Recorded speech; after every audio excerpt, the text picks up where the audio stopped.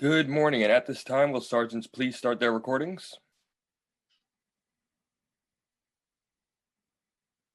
According to the computer started. Thank you. Recording to the cloud. All set. Backup is rolling. Thank you. And will Sergeant Biondo please start with his opening statement? Yes.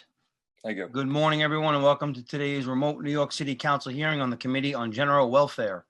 At this time, would all panelists please turn on their videos for verification?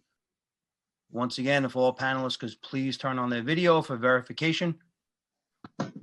To minimize disruptions, we ask to please place electronic devices on silent or vibrate mode. If you wish to submit testimony, you may do so at testimony@council.nyc.gov. Again, that is testimony@council.nyc.gov. Thank you for your cooperation. Chair, we are ready to begin. Thank you very much, Sergeant. Good morning, everybody, and welcome to this hearing on the City Council Committee on General Welfare. Today, the committee will conduct an oversight hearing on the progress of the Foster Youth Task Force and consider Intro 148, a bill that I sponsored to require the Department of Homeless Services to recognize time spent in foster care as quote unquote homelessness for the purpose of meeting eligibility requirements for the city FEPS rental voucher. Since 2015, my office has hosted an annual Foster Youth Shadow Day, where foster youth spend the day with council members. Many great legislative ideas have came out of our first Shadow Day, including establishing the Foster Youth Task Force, which was established by Local Law 144 of 2016. The task force was comprised of advocates, youth, parents, providers of foster care services, and government officials, including my office, with the intention of examining the foster care system and making recommendations for improvement. Since the release of the first task force report, the number of children in foster care has continued to drop. Those in those in care are much more likely to be with family instead of strangers, and parent engagement has been more of a priority at ACS. There have been many successes, but as we have seen from the recently released report, experiences and well-being of sexual and gender diverse youth in foster care in New York City, close quote, there are still significant needs within the foster care system. The committee will examine what progress has been made on the task force recommendations, what gaps in service remain, and how COVID-19 has impacted these goals. Additionally, the committee will consider Intro 148, which will ensure that foster youth leaving care have access to City FEPS rental vouchers. In 2018, 23 youth who aged out of foster care ended up in the DHS system, in the DHS shelter within 1 year of aging out. This is absolutely unacceptable. These are youth that were in the city's care, and the city needs to ensure that these teens and young adults have a permanent home. We also know that young adults are more likely to couch surf rather than end up in the city's shelter system. And although they are not formally considered homeless and are not included in much of the data, these young adults are not in stable housing. They are not on a lease, they have no rights, and are completely dependent on the whims of the friends that they stay with. I understand under the City FEPS rules that ACS can and has referred foster youth to DSS for a City FEPS voucher. And while I'm grateful that a process exists for foster youth to obtain a voucher, a current or former foster youth should not have to rely on a bureaucratic system to submit a referral to yet another bureaucratic system.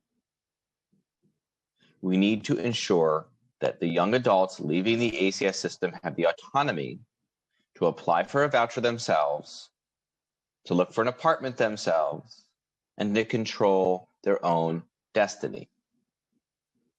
While New York City is in a challenging financial crisis, we need to decide what our priorities are and what we stand for as a city.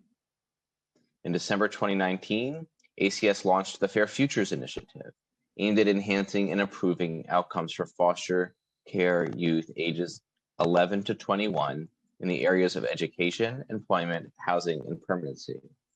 Despite unprecedented challenges due to a $9 billion revenue shortfall from the COVID-19 pandemic, the Council was successful in preserving this initiative in the fiscal 21 budget.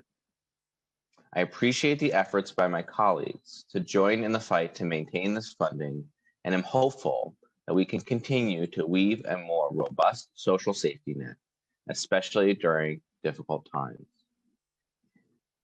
I want to thank the advocates and members of the public who are joining us today. I want to thank representatives of the administration for joining us today, and I look forward to hearing from you on these critical issues. I'd like to acknowledge my colleagues that have joined this hearing: Councilmember Bob Holden, Councilmember Barry Grudenchik. I don't think I see any others at the moment, but we certainly expect more members of the committee to be joining us throughout the hearing. I want to thank my staff, Jonathan Boucher, my chief of staff, Elizabeth Adams, my legislative director, and my committee staff, Aminta Killawan, senior counsel, Crystal Pond, senior policy analyst, and Natalie Omari, policy analyst. I want to thank the administration officials that are here today. I see Deputy Commissioner Julie Farber is here, Associate Commissioner Ina Mendez.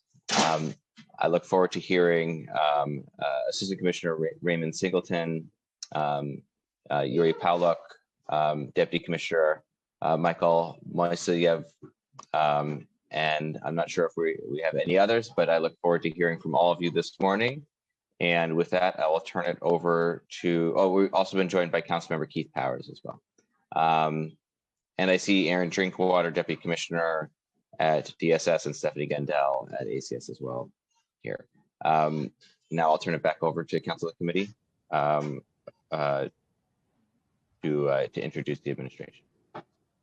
Thank you, Chair Levin. Good morning, everyone. I am Aminta Killawan, Senior Counsel to the General Welfare Committee of the New York City Council. I will be moderating today's hearing. Before we begin, I want to remind everyone that you are going to be on mute until you're called on to testify. At that point, you'll be unmuted by the host. I'll be calling on panelists to testify. Please listen for your name to be called. I will be periodically announcing who the next panelists will be. And so the first panel will be members of the administration. For the Administration for Children's Services, we have Julie Farber, Deputy Commissioner, and with her for questions and answers will be Michael Moiseyev, Deputy Commissioner, Ina Mendez, Associate Commissioner, Yurij Pawluk, Associate Commissioner, Raymond Singleton, Assistant Commissioner, and for the Department of Social Services, we have Aaron Drinkwater, Deputy Commissioner. I'm going to call on each of you when it is your turn to speak during the hearing. If council members would like to ask a question, please use the Zoom raise hand function and Chair Levin will call on you in order. We're going to be limiting council member questions to 5 minutes, including answers.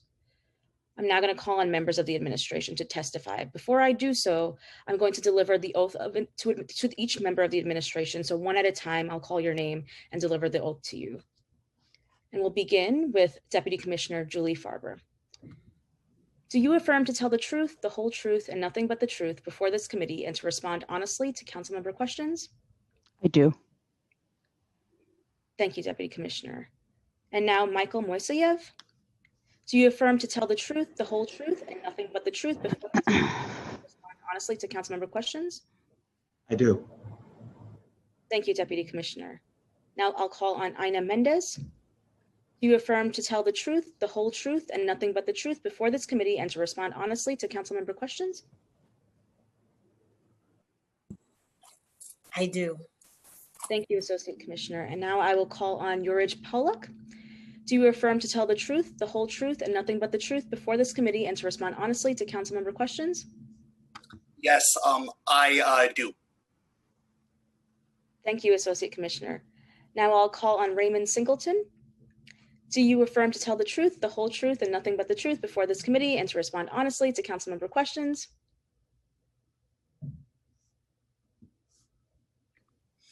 I do. I was waiting for the unmute. I do. Thank you. And finally, I will call on Aaron Drinkwater. Do you affirm to tell the truth, the whole truth, and nothing but the truth before this committee and to respond honestly to council member questions? I do. Thank you, Deputy Commissioner. And now I will turn it over to Deputy Commissioner Julie Farber.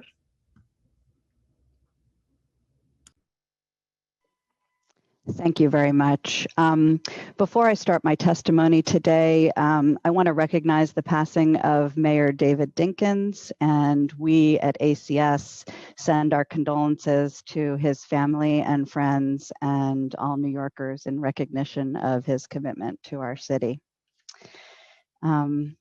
Moving to my testimony. Good afternoon, Chair Levin and members of the City Council Committee on General Welfare. I am Julie Farber, the Deputy Commissioner of the Division of Family Permanency Services, FPS, at the New York City Administration for Children's Services. With me today are Michael Moiseyev, Deputy Commissioner of the ACS Division of Financial Services, and my colleagues in FPS, Ina Mendez, Associate Commissioner, Office of Strategic Program Support, and Yuri Pollack, Associate Commissioner, and Ray Singleton, Assistant Commissioner, both in the Office of Education and Employment Initiatives. Also with us is Aaron Drinkwater, Deputy Commissioner for Intergovernmental and Legislative Affairs at the Department of Social Services.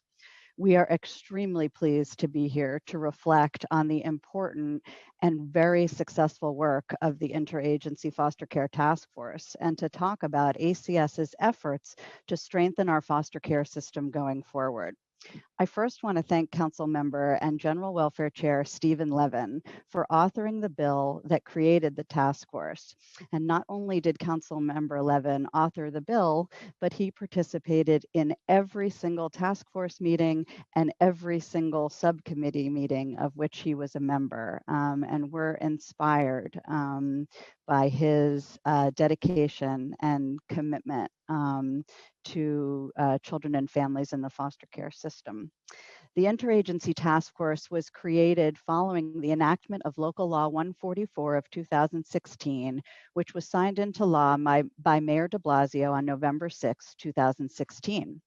The law established the composition of the task force to include a range of perspectives, experience, and expertise. The task force was chaired by the Commissioner of the Administration for Children's Services, and its designated members, importantly, included youth currently and previously in foster care, parents, advocates, representatives from foster care agencies, the public advocate, the Speaker of the City Council, the Chair of the General Welfare Committee, the Commissioners of DSS, DYCD, DOHMH, the Chancellor of DOE, and the Chair of the New York City Housing Authority. The legislation charged the task force with issuing recommendations to improve services and outcomes for youth both in and aging out of foster care.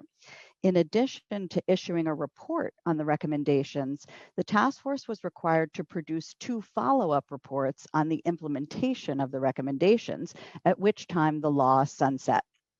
The task force initial report was released in March 2018 and included 16 very strong and valuable recommendations to improve services and outcomes for youth in and aging out of foster care. All of those recommendations were incorporated into ACS's foster care strategic blueprint, which guides our work.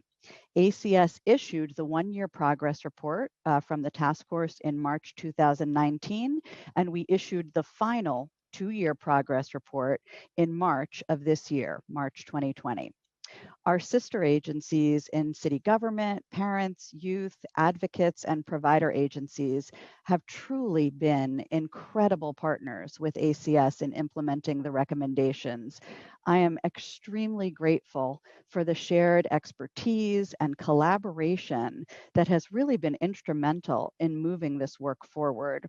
While the task force concluded its work following the submission of the 3rd and final report in March, we appreciate the opportunity today to highlight the many, many accomplishments of the task force and to discuss the ways that we are further advancing its recommendations.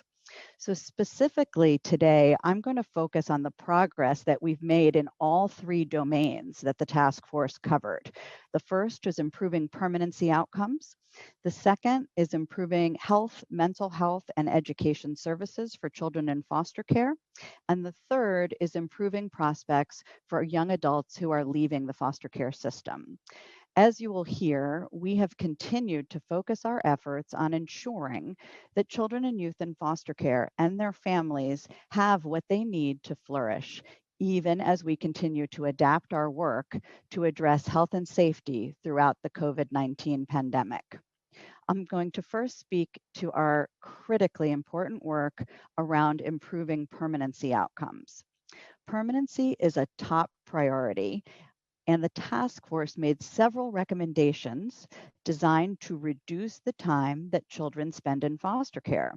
Our mission across all of ACS is to promote child safety while supporting and strengthening families. It's hard to imagine that there were nearly 50,000 New York City children in foster care 25 years ago, and 17,000 children just a decade ago. Today, we have under 8,000 children in foster care as a result of investments that we have made in our nationally recognized continuum of prevention services that are highly effective in keeping New York City children safe and supported at home with their families. Through our ongoing efforts in New York City, temporary foster care placement is an increasingly rare intervention, and it is used only as a last resort when there are no alternate plans available to keep children at home safely. It's important to note that we've also made significant progress reducing the time that children spend in foster care when they do have to enter care. Chapin Hall, an independent national child welfare expert, conducted an evaluation of our Title IV-E federal waiver program and found that through the waiver interventions that we implemented, such as reducing foster care caseloads and increasing therapeutic supports for parents of young children, we reduced median length of stay in foster care by 9%, an average of 50 days per child, a concrete result and reduction in length of stay in foster care. And despite the federal waiver ending, ACS has maintained these key components of the waiver initiatives through federal transition funds. Now, ACS contracts with and oversees 26 nonprofit foster care agencies that provide foster care services for New York City children and their families. That partnership is critical. Those agencies are working every single day to support the needs of children, parents, and foster parents. For those children for whom foster care is a necessary safety intervention, our goal is to reunify children with their families as soon as possible. Reunification is the permanency outcome for the vast majority of children who enter foster care. We know that children fare best with their families. When reunification is not safely possible, ACS and our providers work to achieve permanent families for children through adoption or through kinship guardianship. One key area addressed by the task force was enhancing our practices to increase placing children with kinship resources, such as relatives or family friends, whenever children need to come into foster care. National research shows that children in foster care fare best when they're placed with a kinship resource. This can help reduce trauma, preserve community connections, increase placement stability, and improve emotional well-being. It also increases the overall likelihood of achieving permanency and reduces the risk of re-entry into foster care after exiting. During the last 3 years, and we are very proud of this achievement, ACS has successfully increased the proportion of children in foster care placed with kin from 31% to 41%. And even during the COVID-19 pandemic, we have seen this percentage increase further, and it has inched up all the way to 41.6% at this point. We've achieved this important increase through a range of strategies across the system. We created dedicated kinship specialists in our Division of Child Protection, and they are focused on finding and engaging kinship caregivers for children when they're first entering foster care, so children don't have to spend even one night with a stranger. We also launched a Find Family and Friends First campaign with training and education materials to help our frontline child protective staff prioritize this important effort. And there are posters and flyers and materials throughout all of the Division of Child Protection offices that continue to reinforce this campaign and this message. With an FY 2020 investment from the city, we procured Binti, a software that will make the foster home certification process digital. And this is one of many steps that ACS has taken over the last 4 years to increase and leverage technology to provide better services for children and families. The Binti software will make foster parent certification and recertification more user-friendly and will reduce paperwork for foster parents as well as for foster care agency staff.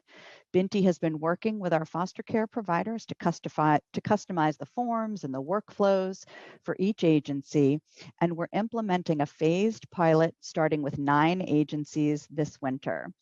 In the coming months, we are extremely excited to make the online applicant portal available to prospective foster parents and then current foster parents who are recertifying, and then enabling all of our foster care agencies to use the Binti software to enhance the tracking and certification and foster parent recruitment and support processes. Supported by city investments in FY19 and FY20, we were also able to provide 4 foster care agencies with funding to launch pilots aimed at increasing kinship placements. And this has been one piece of our overall range of strategies to increase kinship placement. These agencies implemented a range of strategies, including kinship caregivers and staff in joint trainings, hosting virtual support groups for kinship caregivers, collaborating with City MD to make the medical clearance process easier, and having dedicated staff to support kinship caregivers. Since the pilots have ended, we have been sure to share the lessons learned across all of our foster care agencies so that we can incorporate the successful strategies into practice system-wide. The task force also identified increasing the quality and quantity of family time, which is also known as visiting, and refers to the time that children in foster care and their parents spend together. This is a key strategy to improving permanency outcomes. We know that the quality and quantity of family time is a direct predictor of successful family reunification. So we've taken a number of steps in this area, including implementing 2 new tools with foster care agencies to help encourage positive experiences during family time and to aid decision-making around child safety and the progression of visits, all with the goal of achieving more timely and safe reunifications. The first tool helps agencies assess families' readiness to move from supervised to unsupervised visits. The second tool is a family time space assessment tool to help foster care agencies evaluate and improve the quality of their visiting areas so that they are family friendly and really create the kind of space that supports families and children's interactions. Prior to the pandemic, ACS expanded its visiting program at Rikers Island, and we released a video that we made in conjunction with the Osborne Association to promote family time for children of incarcerated parents. To improve family time for children with parents living in shelter, in May 2018, we issued and implemented guidance to the foster care agencies regarding appropriate alternative visiting locations with instructions for how to request ACS approval and payment for when parents lack appropriate housing to have overnight visits with their children. Supported by city investments in FY19 and FY20, ACS and 4 foster care agencies piloted additional family time improvement strategies, including visit coaching, case aids accompanying families on visits outside the agency, identifying off-site visiting spaces where you can have more natural interaction, providing kits with supplies to encourage and support positive family interactions. And like here again, as with the KIN pilots, we've gathered the takeaways from these family time pilots and have shared those across all of the foster care agencies. And some of the additional strategies that are being spread across the system include holding more visits outside agency walls, utilizing supervision by kinship resources, dedicating staff who are focused on coordinating visits right from the moment a foster care agency assigned a new case, providing food and coordinating activities as a way to encourage high quality visits and positive interactions between parents and foster parents and parents and their children, and using technology to include parents in everyday activities such as bedtime stories, offering visit coaching to help families overcome obstacles to reunification, and facilitating virtual parenting skill building and support groups. Our work with the task force has contributed also to stronger relationships with parent advocacy organizations and additional strategies to enhance parent voice throughout ACS programs, planning, and policy. We created the new role of Parent Engagement Specialist at ACS in 2019 to increase the voice of parents with lived experiences in all aspects of ACS's work.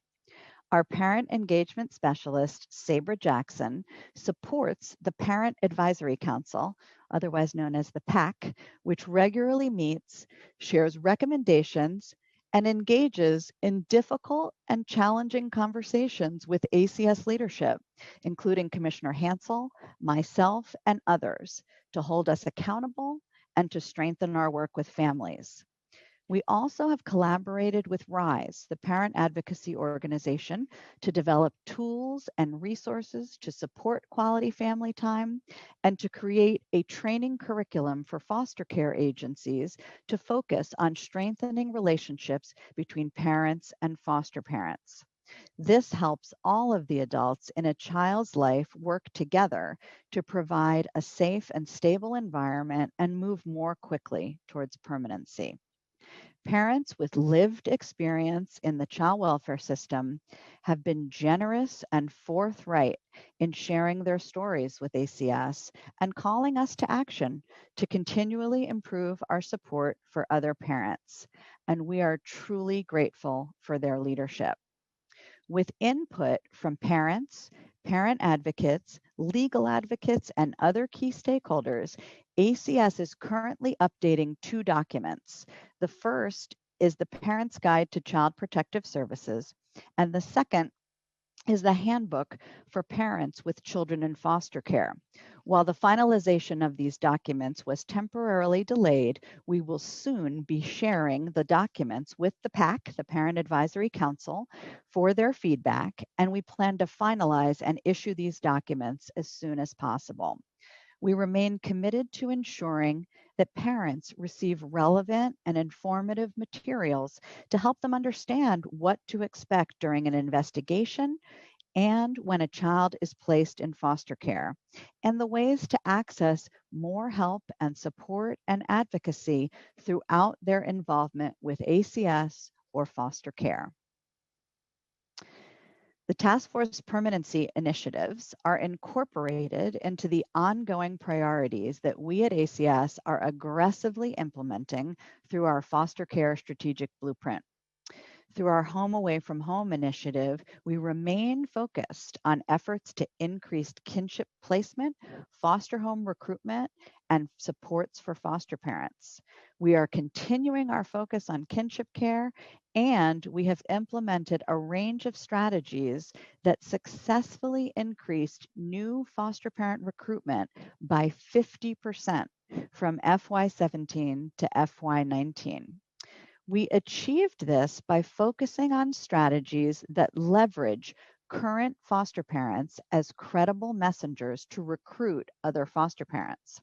We've also built better supports for kinship and non-kinship foster parents, including a focus on connecting foster parents to one another as key peer supports.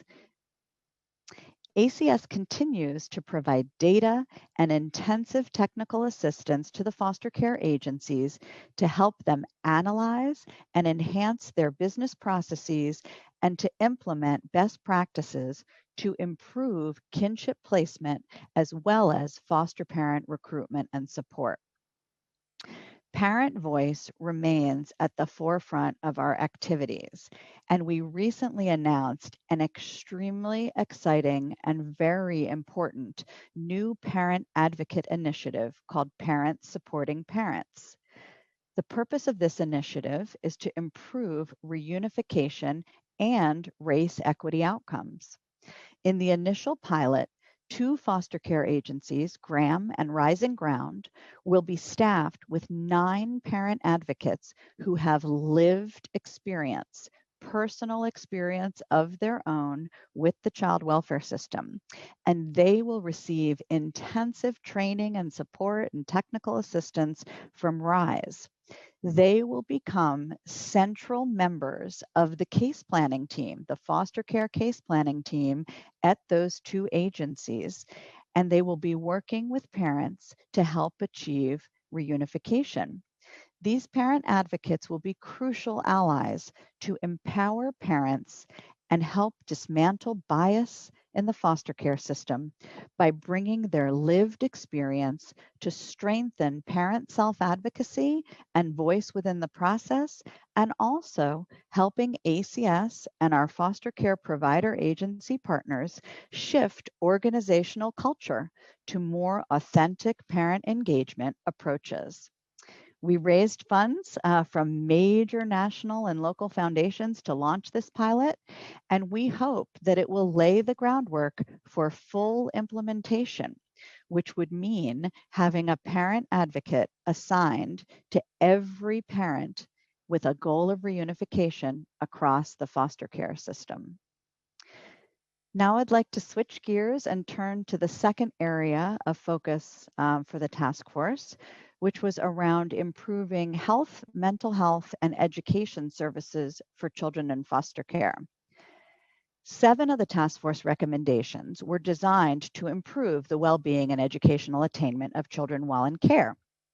Research consistently shows that children in care are at a significant educational disadvantage. They may enter care already behind in schooling. They may experience higher school absence rates, have a greater likelihood of trauma-induced behavioral challenges, and they may face difficulty developing and sustaining supportive relationships with teachers and counselors, which is a key ingredient in resilience and overall well-being. Youth in foster care have also, of course, experienced trauma that can affect their physical and mental health, leading to further challenges such as placement instability or difficulty in school. Children in foster care and the families supporting them need ready access to a variety of trauma-informed healthcare services in order to achieve more positive outcomes.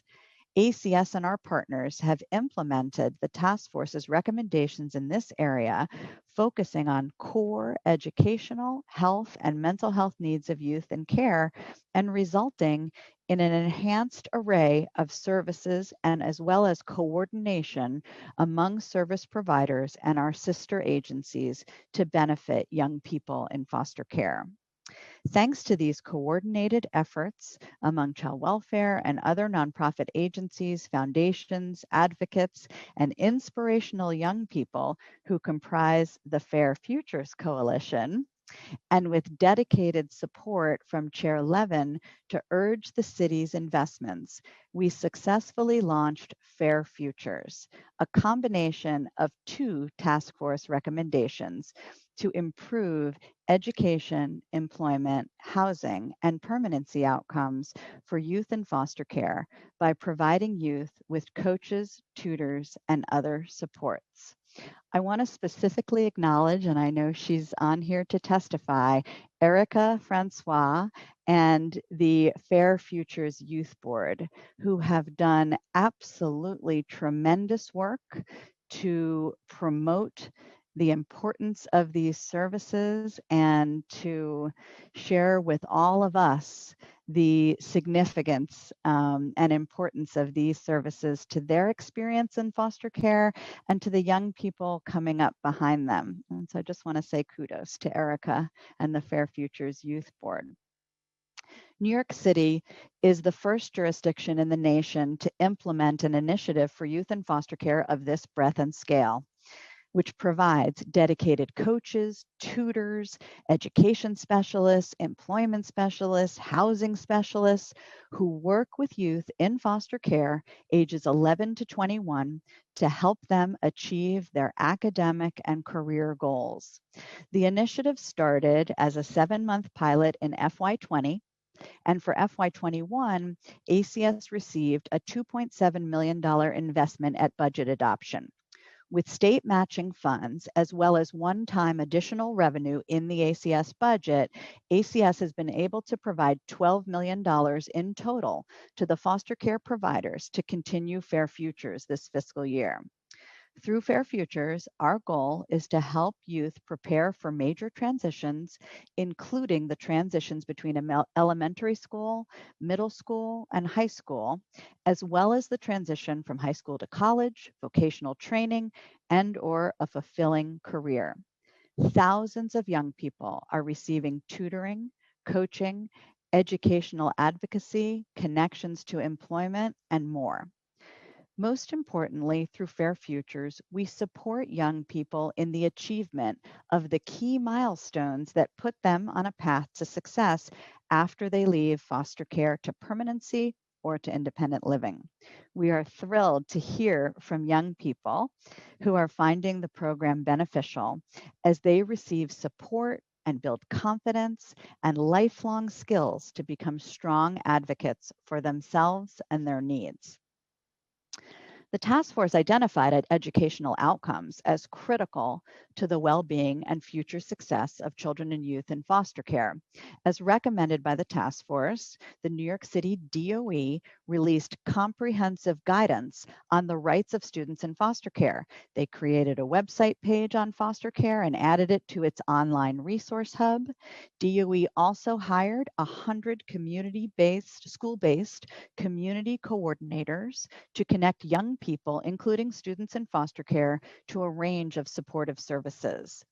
Youth in foster care with attendance challenges benefit from access to DOE success mentors who are caring adults who identify the underlying causes of chronic student absenteeism and address barriers to attendance that ensure that students can reach their full academic potential. ACS regularly works with the DOE to navigate individual educational challenges and to help children in foster care establish and maintain strong educational connections and supports. Prior to the pandemic, the task force collaboration led to an increase in the number of middle school children in foster care who were enrolled in DYCD's after-school programs. With the pandemic, ACS has been collaborating with both DUICD and DOE to ensure that children in foster care who are in need of support on days that they are learning remotely are enrolled in Learning Bridges. The task force is also focused on health and mental health, and we've made significant progress in strengthening the health and mental health supports for children and youth in foster care. We worked across city and state systems to enhance access to programs like the Nurse Family Partnership for youth who are first-time parents, it's a home visiting program. We've worked on the home and community-based waiver services for youth who are transitioning out of care, who have significant physical or mental health needs or developmental disabilities. And we've worked on increasing utilization of crisis and behavioral health support services through the ongoing state Medicaid redesign.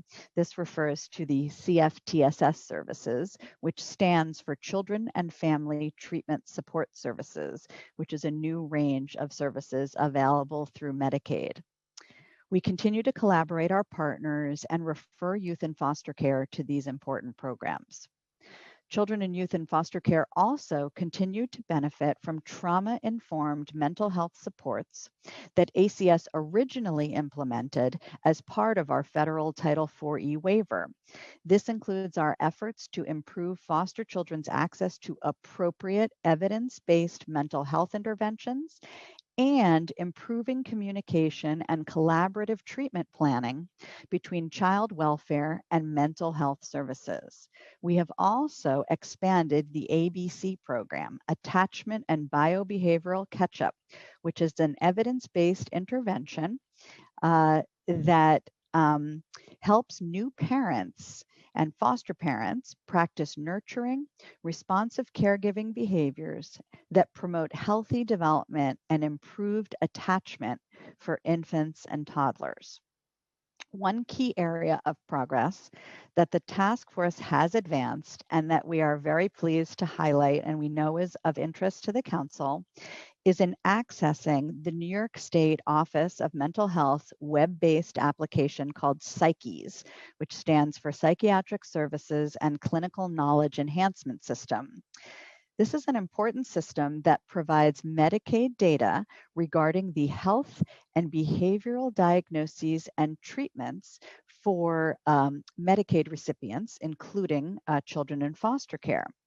By providing ACS now with access to this system, it will enhance quality improvement, case planning, and clinical decision-making for individuals receiving behavioral health services through Medicaid, including children in foster care who are receiving these services.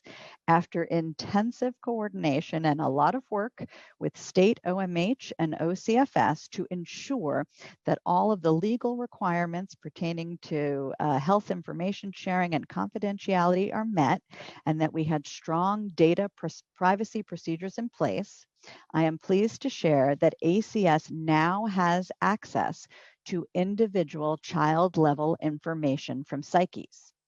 We are now working to build out internal capacity to implement access to the individual child-level information for the clinical, medical, and nursing staff in our health and mental health offices who work directly with and/or support for youth and/or support care for youth in foster care. And then the next step is working together with OMH, DoIT, and our IT and analytic team to produce aggregate data reports, which we anticipate will be completed this winter. Now, shifting to the third area, I want to talk about the task force work and our work moving forward around improving prospects for young adults leaving foster care. While, as I said earlier, most children and youth in foster care return home, or they're adopted, or they achieve permanency through kinship guardianship. However, in calendar year 2019, approximately 600 young people transitioned from foster care to independent living. We are committed to providing older youth in care with the necessary services and supports to acquire the skills to live a healthy, productive, and self-sufficient adult life. And we welcomed the task force's focus on this really tremendously important goal.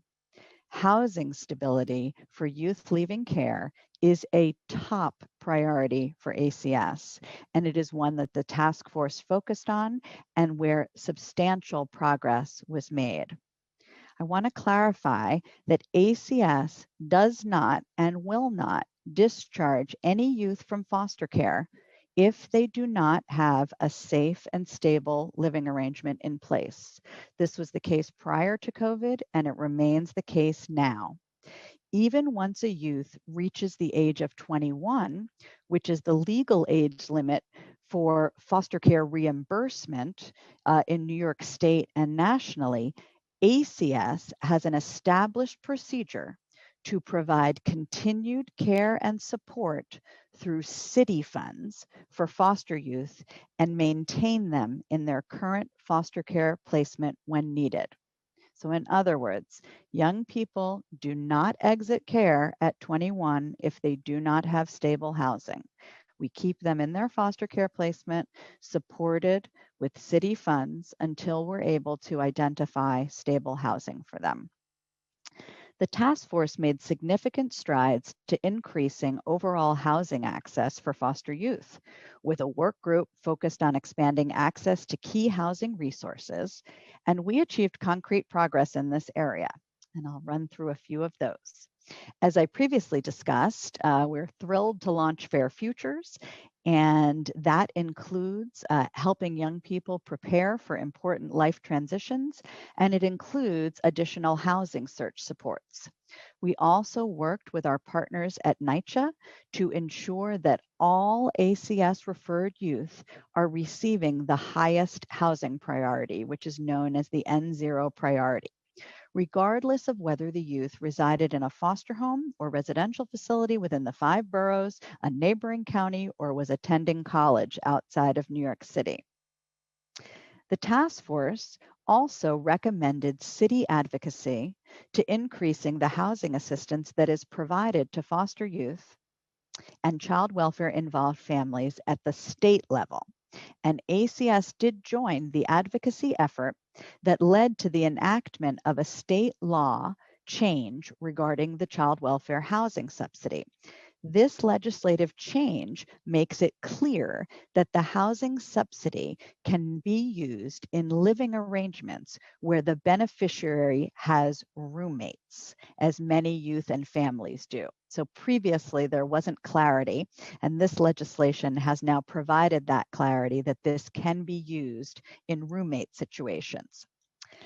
Additionally, we partnered with HPD to secure federal housing choice vouchers through the Family Unification Program, otherwise known as FUP. And to date, 85 of these vouchers have been awarded.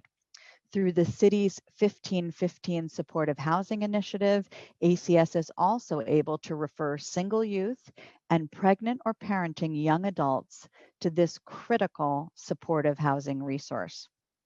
The task force also focused on supporting youth to achieve their employment and post-secondary employment goals. This work is centralized within ACS's Office of Education and Employment Initiatives, and which is headed by Associate Commissioner Yuri Pollack and Assistant Commissioner Raymond Singleton, who are joining me today. And that work is not only continuing during this difficult time, but if anything, accelerating. The office regularly partners with DYCD to connect youth with the Advance and Earn Paid Internship Program, as well as available summer youth employment program opportunities. This past summer, several hundred older and younger youth in foster care participated in the SYEP Summer Bridge, a career exploration and skill building program sponsored by DYCD. To help address the need to connect youth with jobs in light of the pandemic, ACS held its first ever virtual youth career fair in spring 2020, which connected more than 100 youth with paid employment opportunities. We had some great companies that joined us for the career fair. ACS also leverages public-private partnerships to support hundreds of youth in foster care to achieve their education and workforce goals. In addition to all of the work that I've described in the context of Fair Futures, we have launched numerous initiatives, including the LifeSet program in partnership with New Yorkers for Children and Youth Villages that promotes successful transitions to adulthood. We have a mentored internship program that has served nearly 400 young people across 12 foster care agencies, and that's in partnership with the Pinkerton Foundation. We've implemented the YA Work program, which stands for Young Adult Work Opportunities for Rewarding Careers. That's a model that we've implemented across 10 foster care agencies, and that is supported by Lauren Gates at the Workplace Center at Columbia University. And we were thrilled this summer, in addition to all of that, to deliver a virtual summer internship program for 100 young people through a grant from the Robin Hood Foundation in partnership with New Yorkers for Children this summer. During that 6-week program, which was conducted entirely online, youth gained valuable work experience by being paired with supervisors from ACS, New Yorkers for Children, and foster care agencies. Participants benefited from skills training, educational workshops, other career-related activities. Support from the Robin Hood Foundation likewise enabled ACS for the first time, given the incredible success of the summer internship program. Robin Hood and ACS launched a fall internship program, and also for 100 young people, and this was just launched last month. This program is providing work experience, training, and career-related activities. This fall internship program is targeted towards young people in foster care who are in college, as well as young people who are opportunity youth or disconnected youth who are neither employed nor attending school. The program includes supports for youth to enhance literacy skills and obtain their HSE diplomas. I also want to touch on the Fostering College Success Initiative, which is also known as the DORM Project, which ACS established in partnership with CUNY and the New York Foundling. This program is continuing to operate, continuing to provide year-round financial, academic, and socio-emotional support for youth in foster care who are in college. Now, at the height of COVID, when CUNY announced that all dorms other than Queens College would be closing in March 2020 due to the pandemic, ACS worked very closely with the foster care agencies and the students themselves to safely house all students who needed to relocate. During this challenging time, we continued to support youth, including by continuing to provide stipends, tutoring, career counseling, coaching, and other supports. Recently, we had some very exciting news from CUNY when CUNY informed ACS that a new dorm at Hunter College would be made available to youth in foster care. In addition, CUNY made additional slots available at the existing Queens College dorm. As such, there are now enough dorm rooms available for all of the dorm project students who were displaced during the pandemic, as well as additional dorm beds available for new students joining the program. Through workshops, individualized coaching sessions, tutoring, and career advising, New York Foundling is ensuring that students remain engaged and committed to their academic success, even during the pandemic and especially during the pandemic. Students are studying, they're meeting with advisors, they're assessing their current course load, they're thinking about registering for the spring semester, and the program has added a career counseling service this fall for the first time. through a dedicated team of career counselors, the FCSI, Fostering College Success Initiative, the FCSI students receive one-on-one career counseling as well as participate in career development workshops. Now, I'd like to turn to talking about the support that we have been providing to children and families during the pandemic since March. As the task force concluded its work in March 2020, we all simultaneously pivoted to face an unprecedented national crisis with the onset of the COVID pandemic. The foundations we established and the core values that we collectively embraced through the task force have been especially critical as ACS and our partners have worked to respond to this crisis. While the personal and professional challenges that all of us have faced have impacted our daily lives for the significant portion of this year, I am inspired by the resilience of children and families and by the frontline heroism of my colleagues at ACS, the staff at the foster care agencies, and foster parents. And I'm in awe of the creativity and the dedication and caring that we have seen throughout this pandemic from all of our colleagues and partners. During this difficult time, the comfort and support of family is essential. As I mentioned, our focus on kinship has remained strong throughout the pandemic, and we are continuing to press this forward. And as I mentioned, kinship has increased from 31 to 40% and has continued to increase even during the pandemic. We have continually and consistently emphasized the critical importance of visits, family time, communication between children and foster care and their parents, which are essential to support children's well-being, minimizing trauma, and working towards reunification. We have issued emergency guidance. All of the guidance is on our website. This guidance instructs our foster care agencies to carefully review and weigh child safety needs and families' potential health risks when determining if contact should be held in person or virtually. Our guidance makes clear that agencies cannot have blanket policies regarding family time and visiting, but rather these decisions must be made on a case-by-case basis.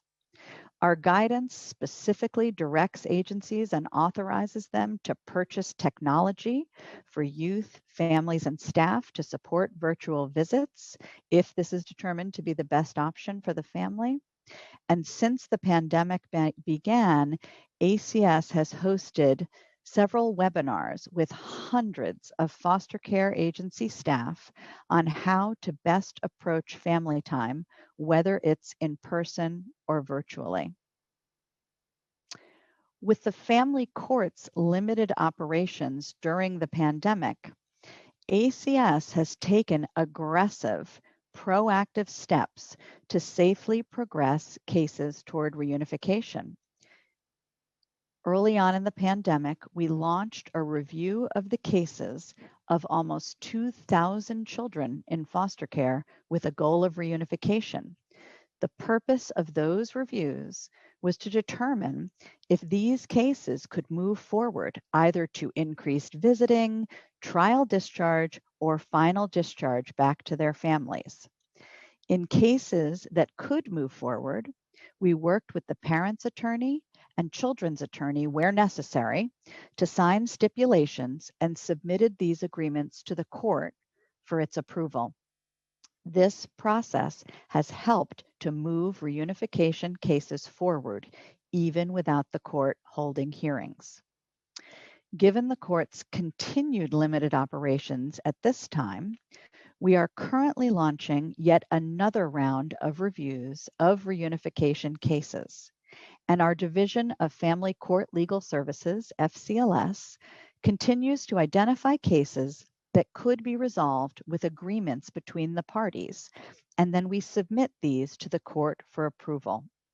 Attorneys representing parents and children have also provided lists of cases to us that they think are appropriate for resolution, including release of children to the parent or allowing an excluded parent to return to the home. And we have an approach to reach resolutions whenever possible. This work, this proactive work, has been extremely critical to enable families to continue to move towards and to achieve reunification during the pandemic. ACS has also worked with foster care agencies to ensure that adoption and kinship guardian cases are ready to proceed as soon as the court begins hearing these matters. We are advocating for the family court to schedule hearings in all reunification, adoption, and kinship guardianship cases. While judicial resolution of permanency issues has slowed dramatically during COVID-19, we stand ready to move these cases forward as soon as family court capacity will allow. Ensuring that youth in foster care are able to participate in remote learning is another critical priority for ACS. Starting in spring 2020, we partnered with the DOE to provide thousands of young people in foster care with remote learning devices, including children at the Children's Center and the Youth Reception Centers. With the start of the new school year, ACS has continued to work closely with DOE staff to expedite delivery for children and youth newly entering care who require devices. ACS and providers also are furnishing students with tablets and computers whenever needed while they may be waiting for arrival of their DOE devices. DOE has also issued a guidance on supporting students in temporary housing. Foster care and ACS involve students with return to school, prioritizing these populations to make sure they're receiving their remote learning devices and targeting them for outreach and support from the DOE community coordinators and from the success mentors who can provide a range of assistance and supports. In addition, ACS and DOE have collaborated to enhance the capacity of foster care agency staff to support students in foster care with remote learning. We've conducted a series of trainings on how to assist families in navigating remote learning technology. We've also partnered with DOE on a series of information sessions about remote learning for both parents and for foster parents. And we've held sessions in both the spring and the fall regarding key issues for remote and hybrid learning, again, for both parents and foster parents. Children in foster care have also been prioritized to participate in Learning Bridges, New York City's child care program for children in 3K through 8th grade who were participating in blended learning. Children who are in foster care also have access to a full continuum of medical and mental health supports, including trauma-informed services. During COVID-19, many of these services have been taking place effectively via telehealth delivery to help minimize the spread of the virus. And our foster care providers have provided technology as well as Wi-Fi plans whenever needed for youth, parents, and foster parents to access services and make sure that they're staying connected. Finally, I want to turn to Introduction 148, 2018. As I mentioned, stable housing for foster youth who are discharged to independent living is a key focus for ACS and an important priority for all of our partners who participated in the task force. The committee is hearing Intro 148, 2018 today, sponsored by Chair Levin. The bill would require the Department of Homeless Services, DHS, to recognize time spent in foster care as homelessness for the purpose of meeting rental voucher eligibility requirements. ACS and our colleagues at DHS are interested in continuing to work with the sponsor to assist young adults aging out of foster care to address their housing needs and to prevent future homelessness. We appreciate the Council's dedication to our shared goal of assuring that older youth in care have access to stable housing resources. Finally, in conclusion, the Interagency Foster Care Task Force was an incredibly valuable, substantive, productive, and important partnership among key stakeholders to identify important priorities to enhance outcomes for children and youth in foster care. We are truly grateful for the dedication of our partners on the task force, and we continue to work closely with all of them on a number of fronts as we talked about today, even though the task force itself has concluded. We are especially grateful to the focus of Chair Levin and the City Council to help secure resources to advance the task force recommendations. While we remain in a time of tremendous budget challenges and the ongoing pandemic, ACS is committed to a continual state of quality improvement and reform, and we will continue to aggressively implement strategies to assure that youth in foster care and their families achieve the best possible outcomes. Thank you to the Council and our other vital partners in this work, and we are happy to take your questions. Thank you so much, Commissioner Farber. And I just want to say that the reason why the task force was so successful, in my opinion, was the willingness of Commissioner Hansel and yourself and everyone else at ACS, your willingness to take it on with an open mind and with a level of excitement and exuberance and an interest in bringing people together and making it a very collaborative endeavor, and having different voices at the table, making sure not everybody was there as a rubber stamp to just agree with a predetermined line. This was a successful model that I think as other future administrations and future councils look at how to collaborate, it's a good model for how to make a task force actually result in some good policy changes. And obviously that was highlighted by the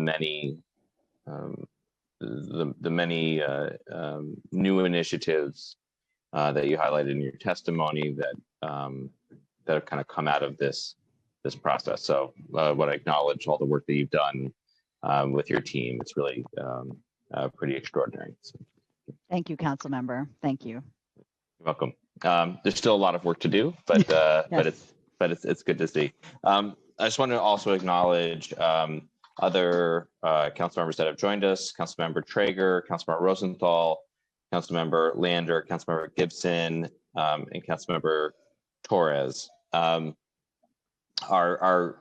we still have him as council member, our Congress member elect.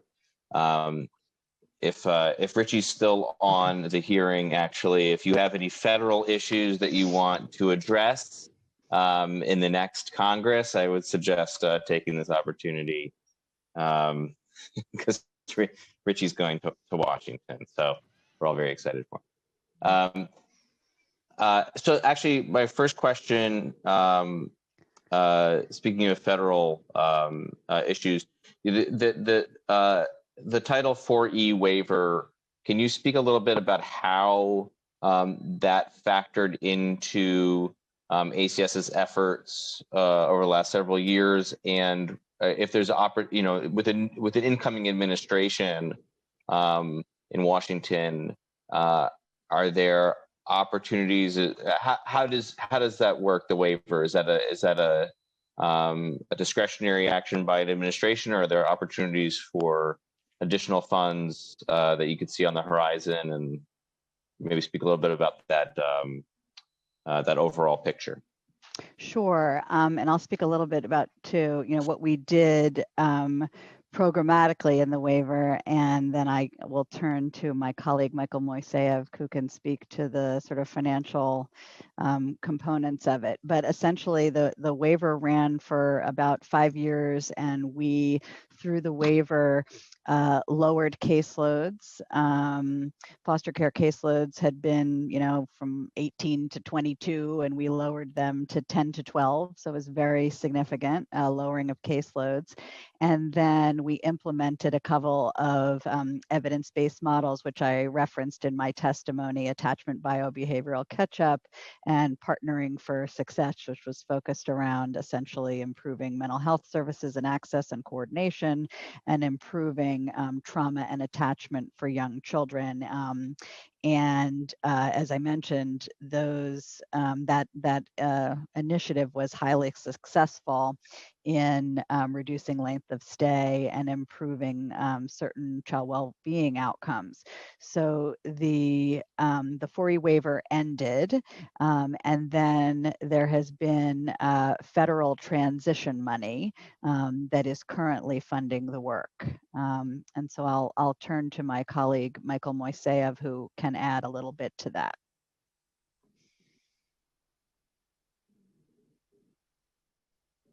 Thank you so much, Deputy Farber, and thank you, Chair, for your question. Yes, the waiver was in law. It was statutory. We did get some transition money to bridge over since the waiver ended. That just takes us through the end of this year. We are very much looking forward to working with the incoming Biden administration and the incoming Congress. Look forward to your support. Great. And have there been discussions in Washington about reestablishing the waiver moving forward, or is that something that happens on a set schedule? It's part of congressional budget negotiations. There isn't like a precise time for it. It's just part of the overall budget. And how much can you quantify how much the city has received was over those 5 years through the waiver funds? I don't have the number off the top of my head. We can certainly get that to you. I can tell you that in terms of some of the improvements Deputy Farber referenced with reducing caseloads, there was about $30 million a year flowing to that. Okay. So substantial amounts of funding. Yes, absolutely. That can't necessarily be made up by CTL, very easily, at least. Certainly not very easily. Speaking frankly, this is one of the budget difficulties that we all collectively face going into next year. So we are definitely very much looking to the next federal budget for some kind of resolution on this.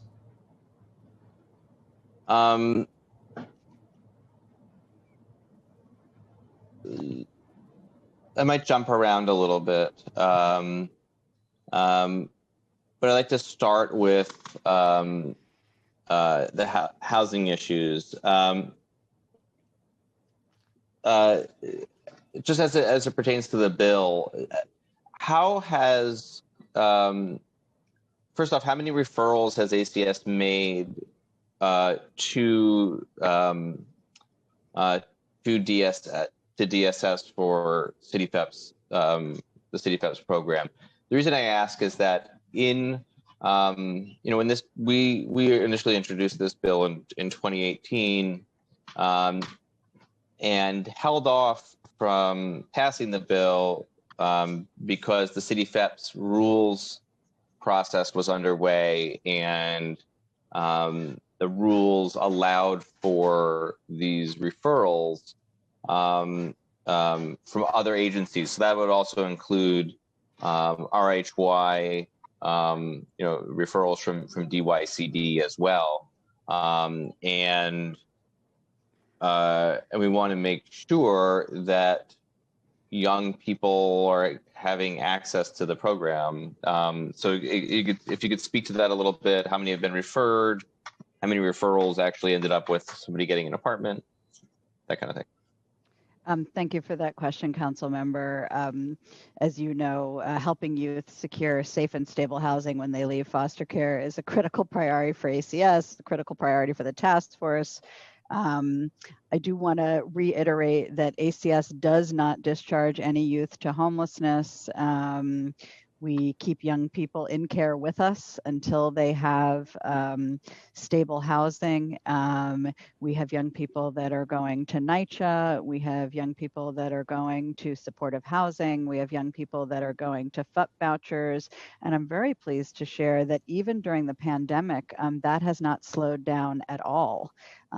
In fact, I think we had more young people going to NYCHA, in this period this year than compared to last year. So that is good news that those things are still moving forward, and that young people, even when they turn 21, they are not kicked out of foster care. They stay with us until they have a safe and stable place to go. And of course, Council Member, that state and federal funding end for children in foster care at age 21, but the city continues to fund the full bore of those costs. And so ACS is continuing to work with, other city agencies, including NYCHA and HPD, as well as DSS, to explore all possible options for young people. And so I will turn to my colleague, Erin, for more detail about City FHEP specifically. Sure. Thank you, Julie, and thank you for the question. Councilmember, you referenced, some of the work that was going on a couple of years ago in respect to the City FHEP's rule and the work that the agency was doing in respect to that. And we continue those conversations with ACS in terms of the referral pathways and look forward to continuing those conversations, really making sure that we are targeting this resource to these vulnerable populations. Okay. Have there been any referrals made from the agency, from ACS to DSS for a City FEPS voucher for youth aging out since the rule went into effect? Apologies, I muted myself. Okay. So since the rule went into effect, the referral process, we've continued to work with ACS in terms of determining how best to target that resource for these young people getting at the population that would be entering into shelter. So I mean, but have there been any actual referrals, or has any youth aging out of care received a City FEPS voucher? So the referral process continues to be underway in terms of the discussion between the two agencies. There are youth who have aged out of foster care who have received the City FHEPS voucher by virtue of meeting the other criteria under the rule.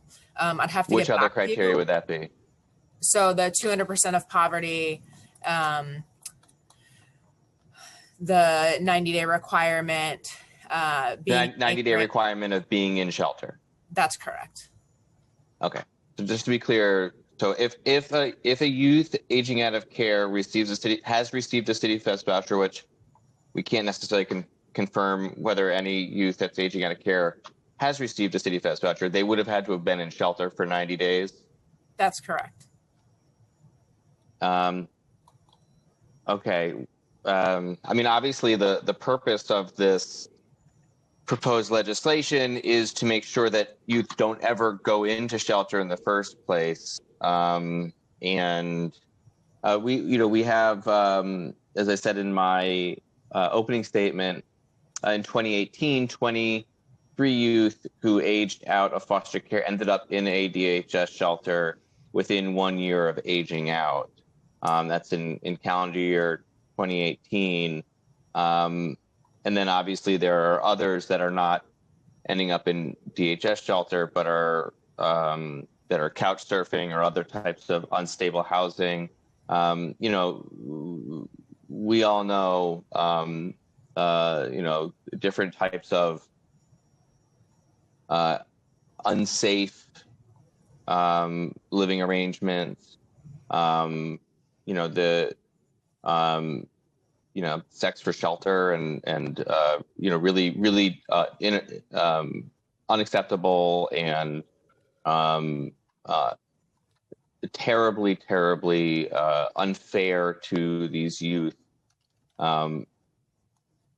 living arrangements that they should never be placed in, and we know that that's happening, and so when I see 23 youth who have aged out ending up in a DHS shelter within a year, to me that's the tip of the iceberg.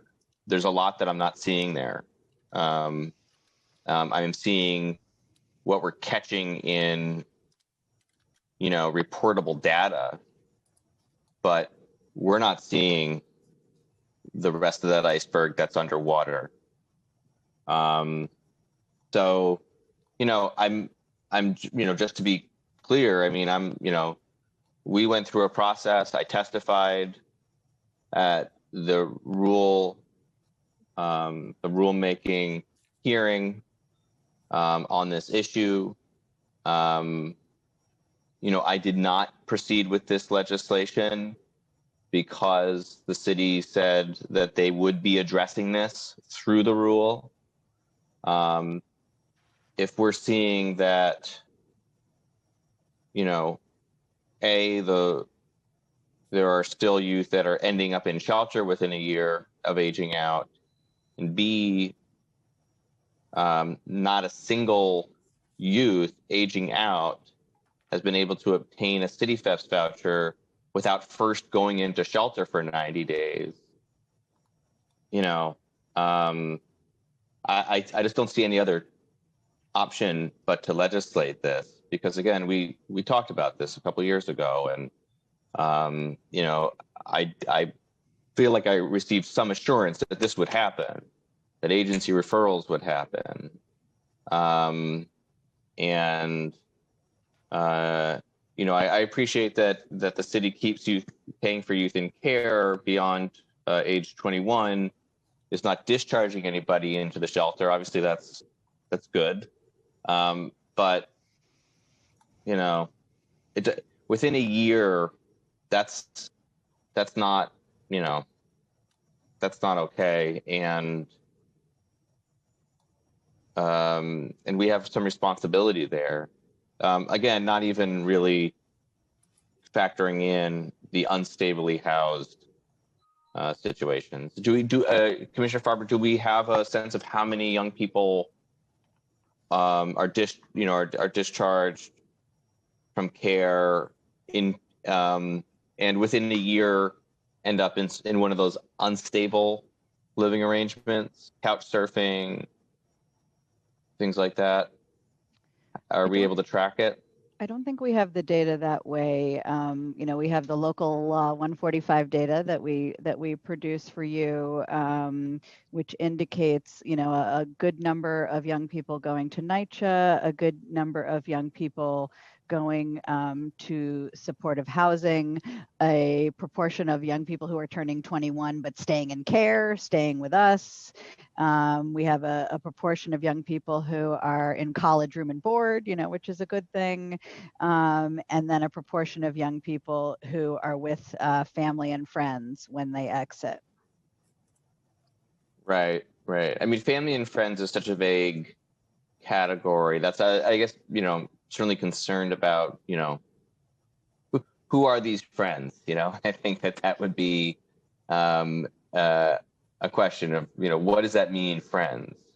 Because as we know, youth that are aging out don't have the types of support systems that other young people with the family structure have, and it seems like an invitation for not great living arrangement incentives. If you don't have stable housing and you're gonna you need stable housing, it just you'll live with people or engage in behavior that might not necessarily be in your best interest, because you can get a roof over your head. So I think a couple of things I would add also is we have a supervision to 21 unit, which is for young people who have elected to sign themselves out of care at age 18 or 19 or 20. And that unit exists to provide support to those young people in case they end up being in a situation that is unstable, and we then work with those young people and provide support. We also have an alert system with DSS that when there is a young person who enters the shelter system, which fortunately is quite rare, that we then coordinate with DSS. And just contextually, obviously, the experience of every single young person is critically important to us, and that 23 young people, are showing up in a shelter within a year is a concern. But what we have seen over the last 5 years is that number has been drastically reduced. I think it was 36 the prior year. I think a couple of years ago it was 77. And so we are making progress in this area. And clearly we want to reduce that to 0. Right. And it's possible. We think about what we've done for veterans homelessness. That was a much higher number. This was about 1,000. It went from about over 1,000 down to single or low double digits within a couple of years through a coordinated action between the city and federal resources. 23, just to put into some kind of context, I don't have the MMR in front of me, but the number of youth that aged out in 2018 was probably in the 600 or 700 range. 600, I think, yeah. 600. So 23 out of 600 is like, what is that? About 3%. That's actually pretty high, I would think. The number of percentage of youth aging out ending up in shelter within a year, that's not a negligible number. And again, this is it's I'm not really pinning it on a single agency. There's the kind of coordination here. Frankly, to me it doesn't make any sense that they should. I don't understand why they're not having a voucher in hand upon discharge. If they're not being discharged into a NYCHA apartment, in any event, they should be discharged with a voucher. A voucher, they'll be able to afford an apartment, maintain an apartment with a voucher if they get one. And we know, vouchers are used for roommate situations. Certainly, all of the. I've worked with DSS on constituent cases where, that's been part of it. Is there's not a lot of single adult opportunities out there because of the cost of housing, and this is this other issue of the rate of the voucher. But they can be in a roommate situation. It's kind of beyond me why we can't at this point, at the end of 2020, have a voucher for the 600 young people minus those that are moving into NYCHA. And how many move into NYCHA a year? How many are discharged directly into NYCHA? It's like about 120. Okay, so 600 minus 120, 480. Those 480 young people that are aging out should have a voucher, even if they have an apartment lined up. They should have a voucher, because with a voucher, they pay 30% of their income towards the rent. Well, if they're working as in retail, and they can only get 26 hours a week, and they're pulling in $600 a week or something like that, they should only be paying 30% of that to their rent anyway, but that shouldn't preclude them from getting their own apartment. So, I'm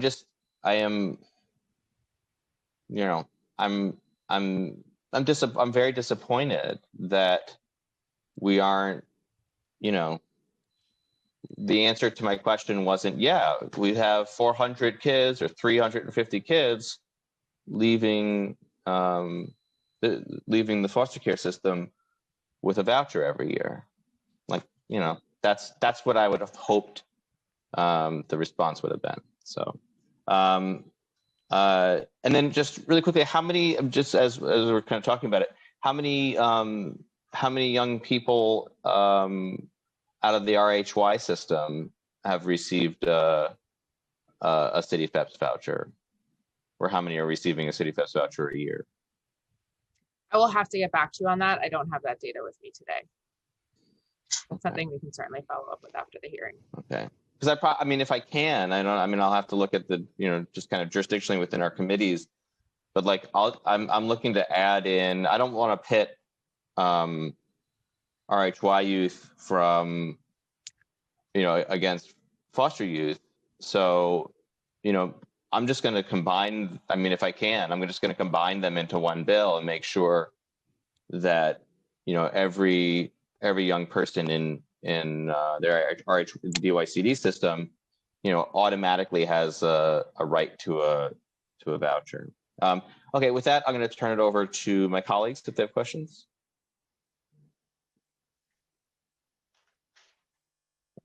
Anyone have questions? Bob, Barry, Vanessa?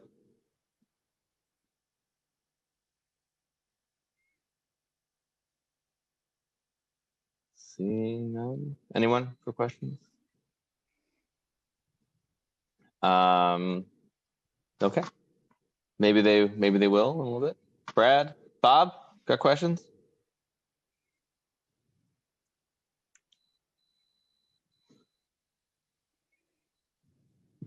Okay.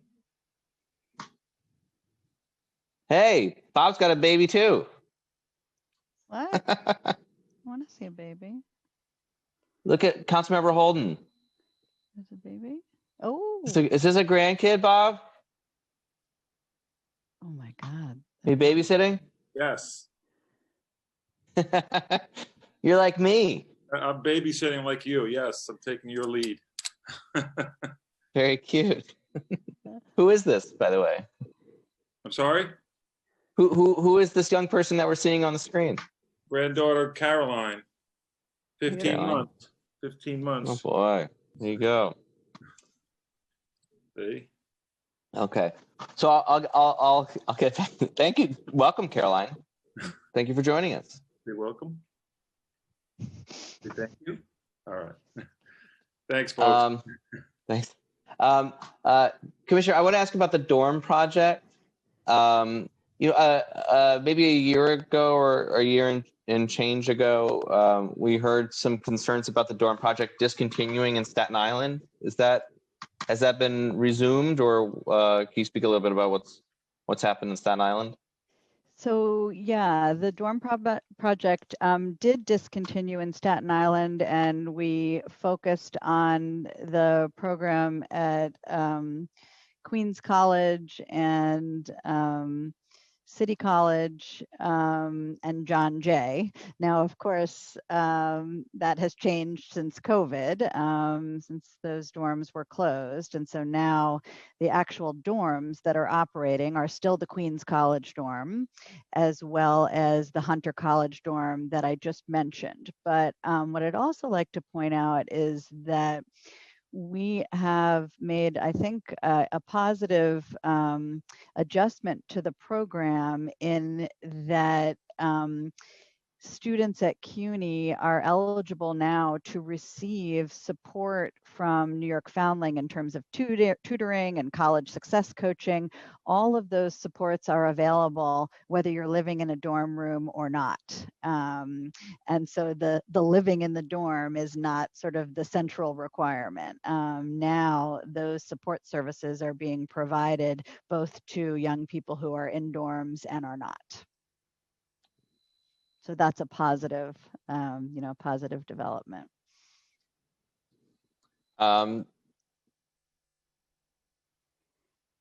just going to go through some. I mean, I will be kind of jumping around a little bit, but focusing on some of the permanency issues. ACS created in 2018 the 10 new kinship specialists within the Division of Child Protection. Are they all currently filled right now? And are they? So? Yeah. Okay. Yes, and they they're are. Okay, wonderful. Yeah, and they're active and highly effective. Great, and they're obviously borne out by the data, Yes. and those are not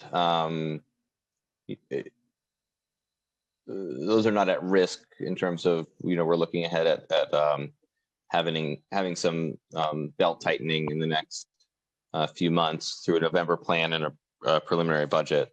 Are we looking to make sure that those are maintained and not at risk? Not to my knowledge, they're not at risk. Has anything within your division been targeted for cuts in the November plan?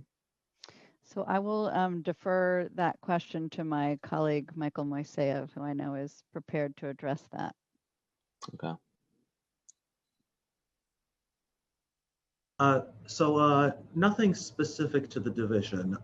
There is a citywide initiative in the November plan that recognizes the hiring freeze that all agencies have been under, and that applies across the board. But basically, it's the hiring freeze for everyone, and then for foster care, that's it. And then for the rest of ACS, are there any programmatic cuts? No, not in November. Not in November. Okay. How much out of ACS has been realized in savings from the hiring freeze? It was 75 positions. I'm still just working with OMB because the budget just came out yesterday, but yeah, 75 positions. Okay, so that's it for ACS, the 75 accredited positions, basically. Yeah. Okay, great. I'm not great, but good to know. Anyway, could be worse, could be better, could be worse. Right. Do we feel like the 10 kinship specialists is sufficient for the number of young people entering foster care right now? So about 3,000 children entered foster care in 2020. Are 10 enough, or do we need more to be effective? So the 10 kinship specialists, they work in a couple of ways. I mean, they're supporting work on individual cases, but they're also supporting groups of CPS staff and supervisors in their work through training and technical assistance and consultation. And so, their own caseload. So that, I think, has contributed significantly to just a culture within DCP of total attention and focus on kin by all staff. And the kinship specialists are essentially sort of the cheerleaders and the champions of that work, but it's not them alone that implement the kinship work. Right. Right. Do you think that 10 is sufficient, at least at the moment? I'm sure you could use more, but 10 is getting the job done. I mean, I think it's been incredibly effective. As you've seen, we've increased from 31 to 41%. I mean, we're always assessing, and thinking about, opportunities and, when and where it makes sense to shift, responsibilities. Where was the target percentage laid out in the, I'm forgetting at the moment, but that's up around the target percentage that laid out in the task force report, right? We had set a target of 46%, and we're not quite there, but we're determined to get there. And it's moving in that direction. And it's definitely moving in that direction.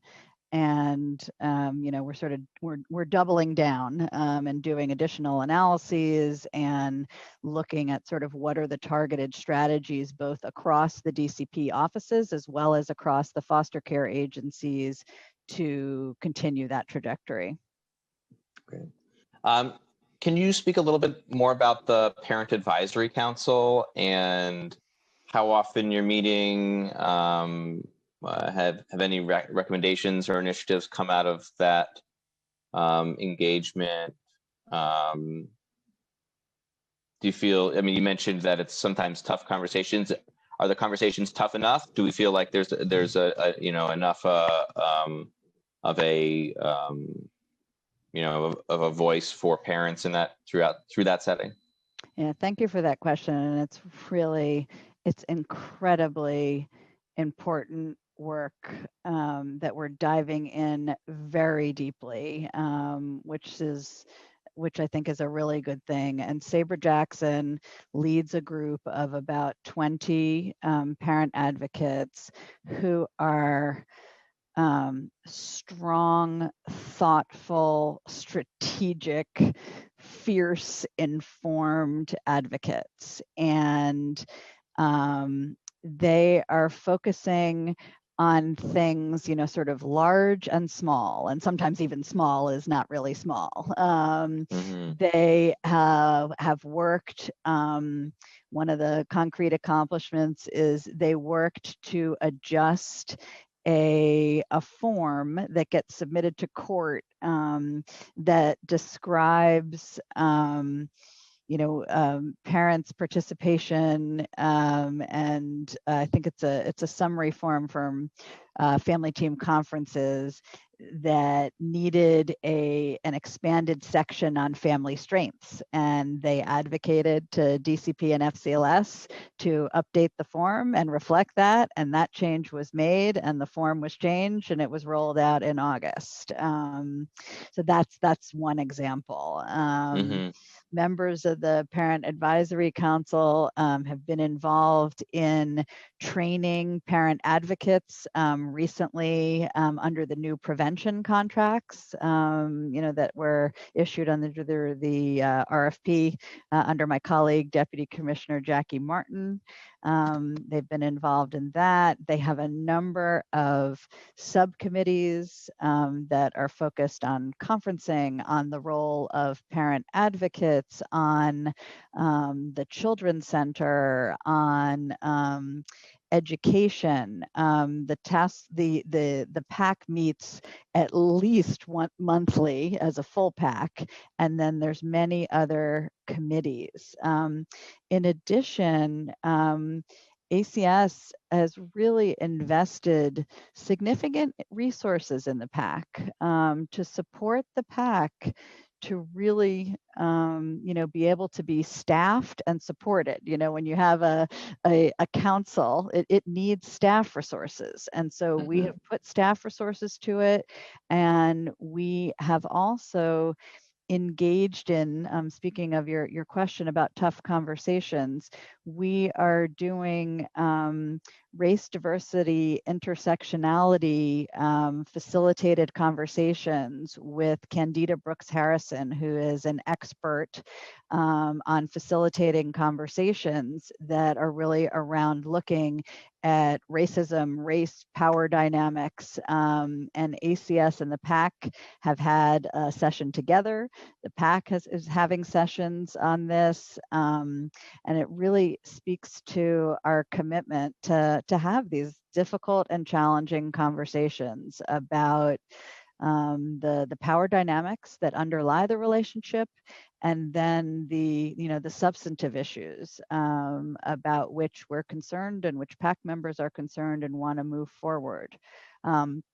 We've also brought in another resource to support the PAC. There is an entity called the Children's Trust Fund Alliance, and they're a national group, and they run the Birth Parent National Network. And so they work with parent advisory councils around the country to, support them to be strong and effective and, strong advocates. And so we've brought them in as well to support the PAC. And so we're excited. How many about members that. how many members are on the PAC? About And how 20. are they? And okay. And how do they get on the PAC? So when the commissioner first announced the PAC, there was an application process and people applied to be part of it. And it's open to parents who currently have kids in care and those who at some point had kids in care. It's parents with But no lived longer do. experience. I think that most of the parents, it's previous lived experience. Previous, yeah, okay. Yeah, but they're a wonderful, powerful group that is, pushing us appropriately to have conversations about all manner of things. That's great. That's great. In the initiative, there's a family time pilot that ACS launched from fall of 2018 to fall of 2019 to implement strategies to improve the quality of family time practices. Yeah. You mentioned this in your testimony. What did ACS learn through that process? So thank you for that question. And, as I mentioned in my testimony, family time is absolutely critical to successful reunification outcomes. And so in this pilot, 4 agencies received grants to implement strategies to try and improve both the quantity and the quality of family time. And, they were doing things like working out processes to hold more visits, sort of in creative locations, using kin to supervise visits, dedicating staff to help coordinate those visits, being creative about food and other activities as a way to have high quality visits, using technology, and I think this is, there's a few things that I think we've learned through COVID, sort of necessity is the mother of invention, but which their strategies that will be helpful to continue using moving forward. And one of those is, there are these apps that were originally designed for grandparents so that grandparents who are far away could read bedtime stories to their kids, but they're great, right? They're great for this purpose as well. And so the the work that we've done with the pilots has been shared with all of the agencies, with the idea for them to work to incorporate and implement these strategies. And we're providing regular data to the agencies on their, frequency and utilization of family time. And so this will be a continued major priority for us. Have you seen any issues around recruitment of foster parents as part of COVID? Yes. Thank you for that question. And so, as I mentioned in my testimony, we were knocking it out of the park from FY17 to FY19. We increased foster parent recruitment by 50%. We're so proud of that. And yes, COVID has had an impact, as you might guess. However, we have implemented a number of strategies to try and mitigate that. And I'd like to refer, if it's okay with you, Council Member, to my colleague, Associate Commissioner Ina Mendez, who leads that home away from home work, and she can speak to the strategies that we've implemented during COVID pertaining to foster parent recruitment and support. Thank you, Deputy Commissioner Farber and Council Member. As Julie mentioned, we did pivot when COVID hit. And so we worked with the providers on how they can continue their recruitment efforts, given social distancing requirements and working remotely. So a lot of the recruitment efforts did move to a virtual platform, and we provided support and guidance to the providers, and they used various virtual platforms, Zoom, FaceTime, WebEx, to host orientations. We work very closely with the state so that all of the training materials could be offered virtually, because customarily training, foster parent training is done in a group format. So we had to take the curriculum, adapt it to a virtual environment, provide support on how they could lead the trainings. And then they had trainings for prospective foster parents virtually, and then provided guidance to foster parents, because all of the certification requirements remained in place. So how can you get a medical? You can use telehealth or accessing various clinics that were actually seeing people in person so they could get their medicals. So we continue to do all of that. And one of the lessons learned we have been implementing for a few years through Home Away from Home is using foster parents as the champions and the cheerleaders in engaging their family, social circles, peers in the benefits of foster parenting as a recruitment tool. So we supported the agencies who supported their foster parents to have those kind of conversations, either through FaceTime or on Zoom. So those were efforts that we continue to put in place during the pandemic.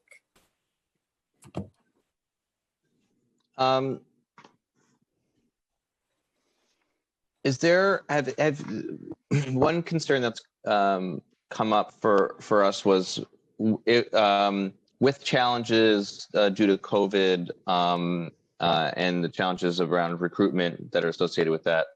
Are we seeing the length of stay at the Children's Center creep up during COVID? Are we tracking that, month to month to see if there's an impact on the average length of time that young people are staying at the Children's Center? Because I know that there's, obviously ACS has done a lot of work in the last 18 months to 2 years around the Children's Center and bringing that length of stay down. Yeah, thank you for that question. And we do regularly track, obviously, the census and length of stay there. I don't have the length of stay data in front of me, but what I do know is that the census has remained relatively low over the last several months.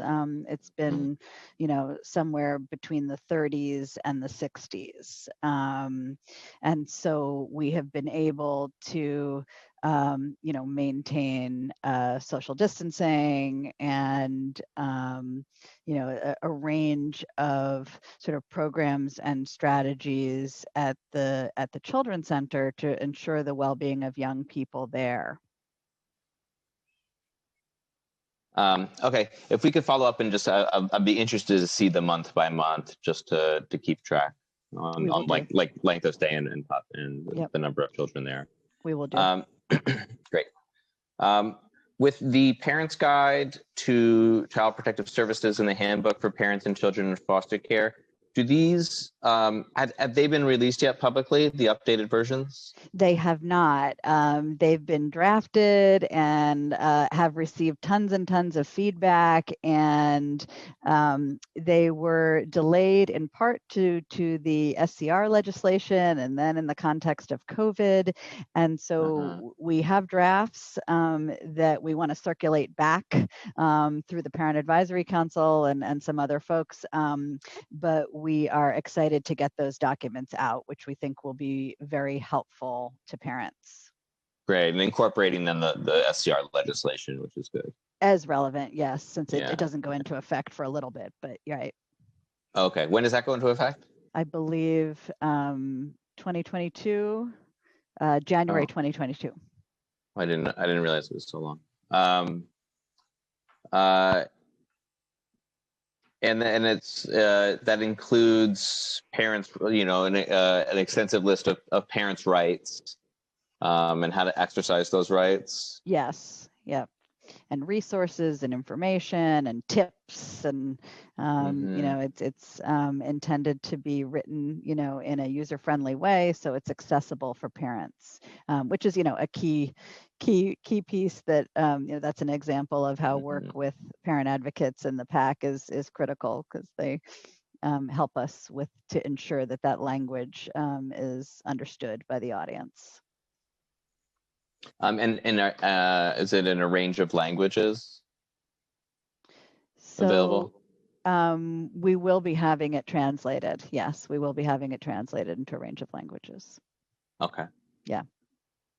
And obviously, you're open to working with elected officials if they're hearing that there are language issues in their districts. You know, you're open to, you know, receiving those issues and trying to work through them.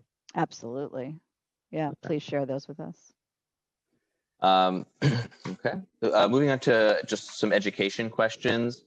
In 2019, DOE hired approximately 100 school-based community coordinators to connect highly mobile youth, including students experiencing homelessness and students in foster care. Do you know if these positions are currently filled and funded? I'm assuming they're in the DOE budget, but I believe they are, and I believe they are operating, and I will turn to my colleague Yuri Pollack, who might be able to provide a little bit more detail. Yes, thank you, Deputy Commissioner Farber, and thank you for that question, Council Member. My understanding is that the coordinators have been hired, and we have provided, you know, training on foster care issues for them. okay.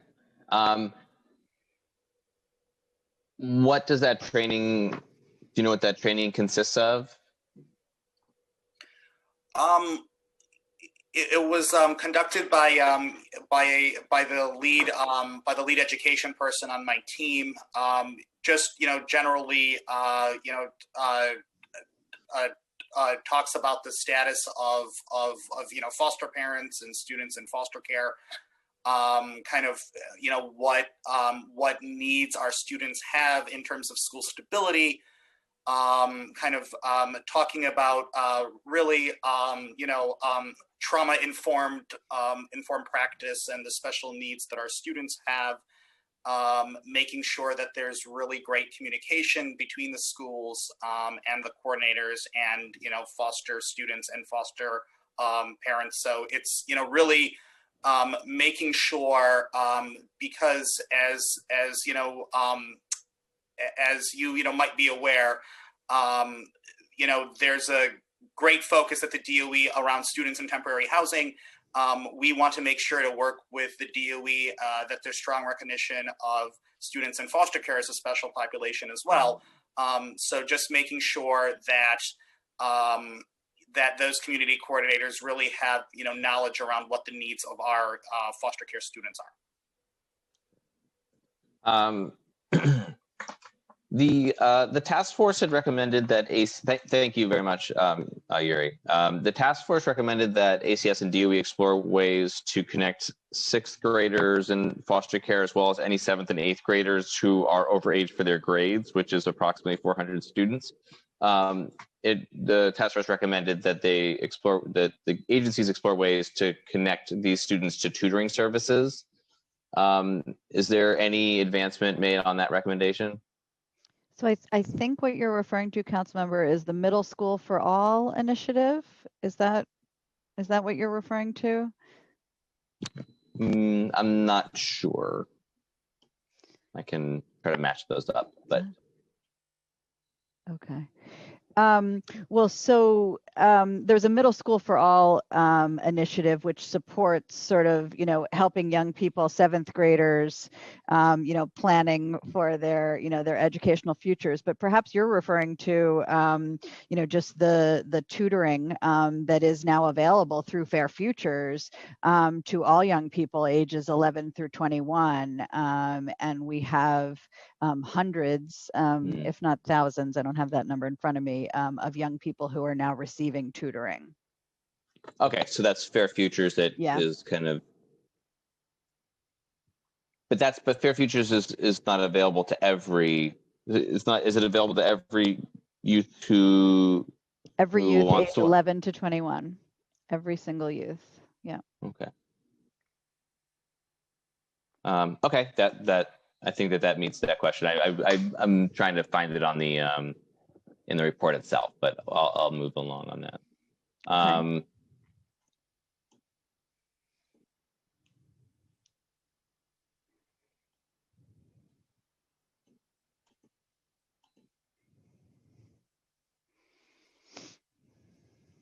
All right, bear with me for a moment here.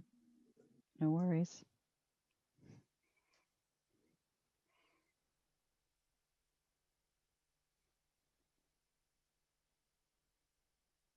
The task force also recommended creating an office similar to the DOE Office of Students in Temporary Housing for students in foster care.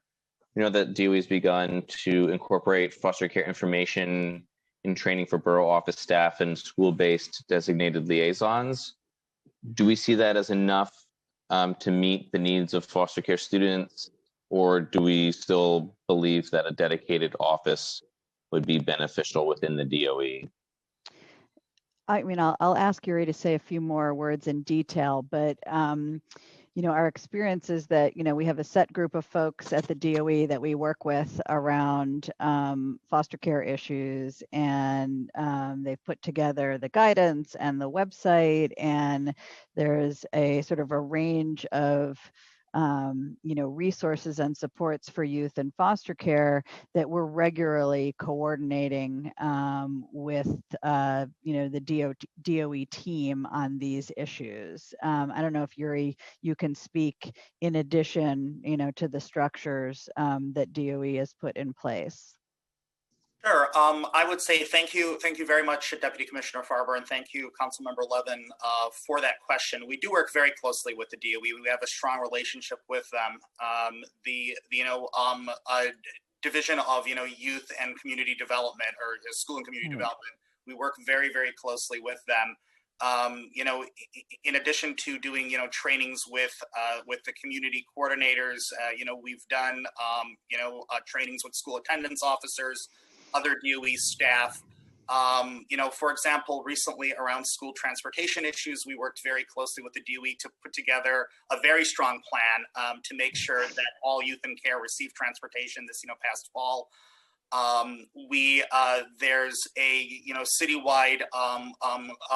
There's a citywide coordinator on child abuse maltreatment, on child abuse and maltreatment prevention. Sorry. We work very closely with him and his team around educational neglect issues, around coordination issues.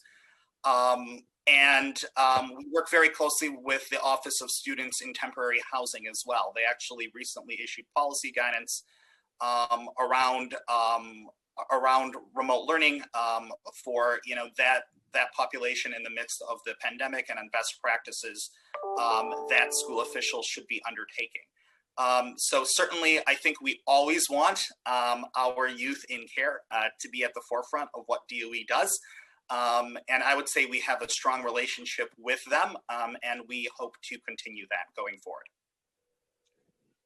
Thank you very much, Yuri. Okay, I just have a couple of more questions. Moving on to health and mental health. ACS is working with its provider agencies to maximize the use of Medicaid redesigned services to support youth in care. Can you speak about what mental health services are available to youth who do not meet Medicaid's requirement for medical necessity? And I'm not totally familiar with what meets the needs of medical necessity, or meets that standard. But if you could speak a little bit more around that,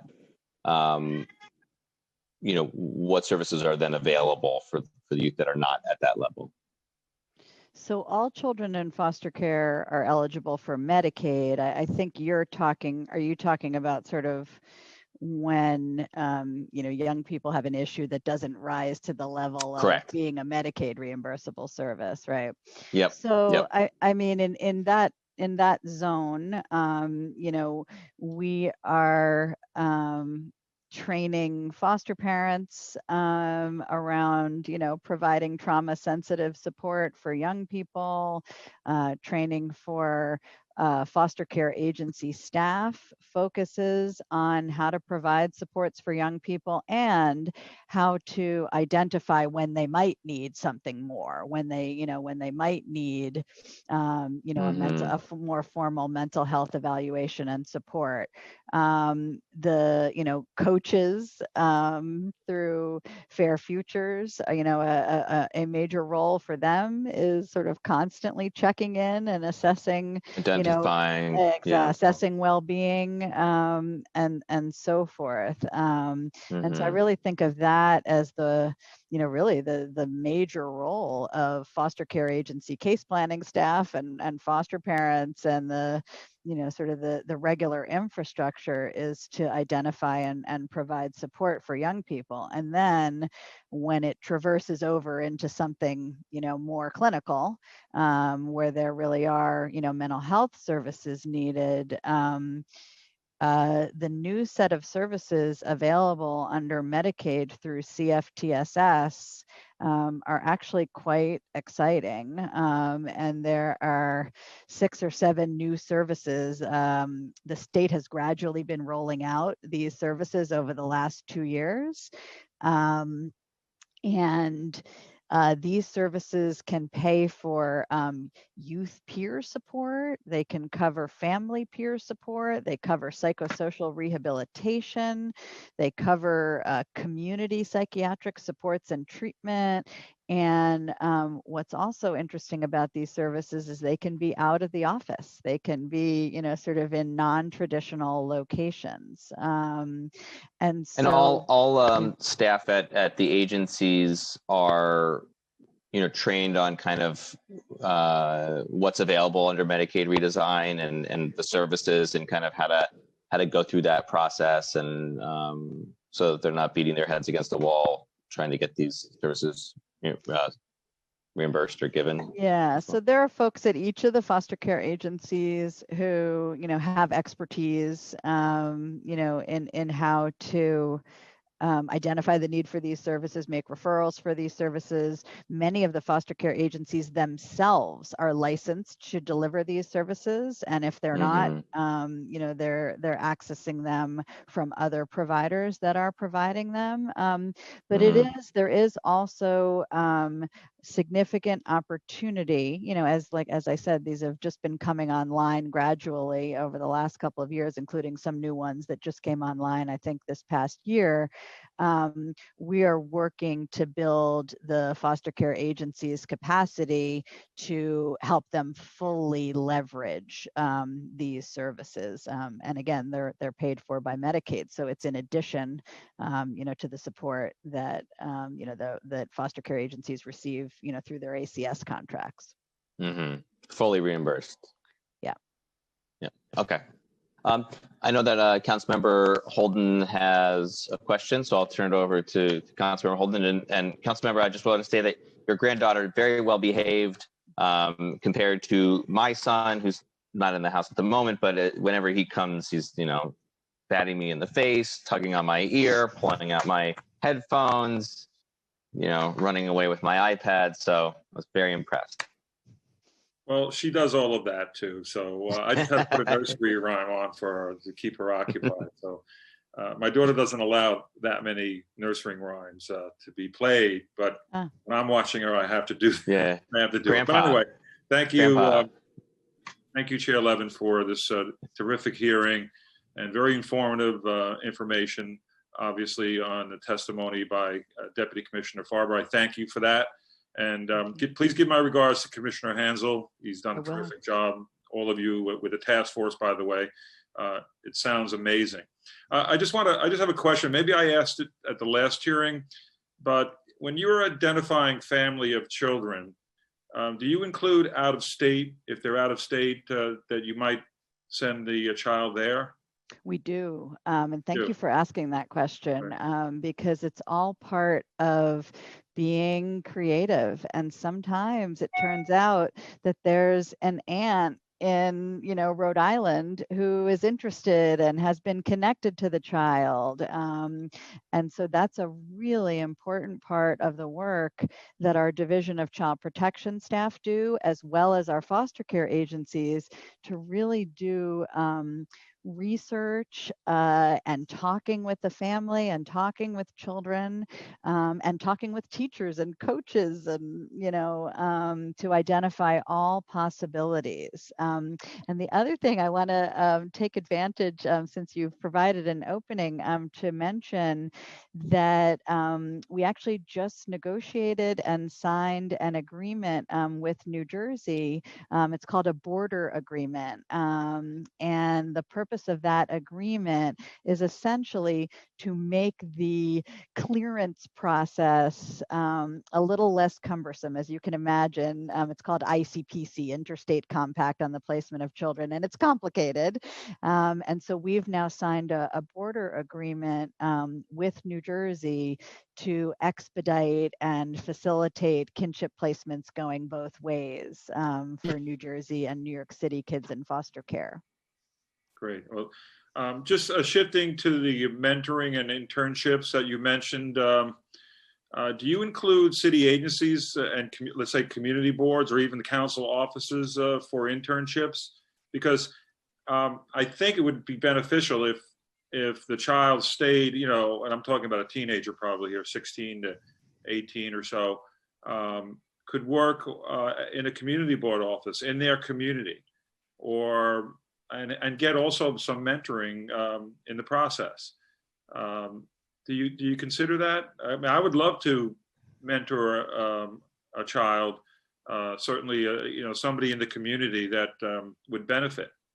Well, thank you for that, and I think we'd love to take you up on that suggestion, both for you and your office, but also just community boards in general. And if I can, I'd love to refer to my colleague, Assistant Commissioner Raymond Singleton, who has done unbelievable work. I mean, before the pandemic, but since the pandemic, he's going 8 million miles an hour, providing internship opportunities for young people. And so I'd love for him to share a little bit about that. But I do think that the opportunities for placements, at community boards and in your office and other offices would absolutely be on the table. So I'd like to refer to Ray Singleton.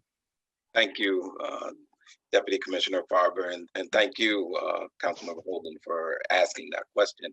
I think it's an incredible opportunity that you're giving us to partner up with you and offer a work site. One thing I'd like to emphasize is that at ACS, the Commissioner's Internship Program has been going on for several years. And the model that we use is to make sure that there's a one-to-one supervisory model, so that when youth are enrolled, they're both getting coached and supervised at the same time, so that they're developing a professional network with the supervisors that are offering them the virtual work. And so through the summertime and through the fall, we've been able to offer both in the summer and in the fall, 100 internship sites that are a mix of both community-based organizations that provide internships where when the youth come on board, they work with executive staff and program staff in the administrative office, in the tech department, in the finance office, learning the particular work that gets done in those offices, but then also being able to make recommendations about how they can either do it better or what they've learned and they think the process works really, really well. So we hope that at the end of the internship experience, when youth walk out, they're able to look at the career and the profession that they worked in and look and see if this is what they want to do as a career pathway. And they can understand what the skills are that they need to develop and where they're at, and then, draw a career map and a career and education plan to close that gap so they can develop the skills and so on to become competitive in the labor market or to excel in their own business. So we welcome that opportunity. We've had a lot of opportunities to improve our model and our process. And so if we can incorporate the city council as a work site, we welcome that. We would love to do it. Well, that'd be great. Thank you so much for your work on this, and thank you all. Thank you, Councilmember Holden.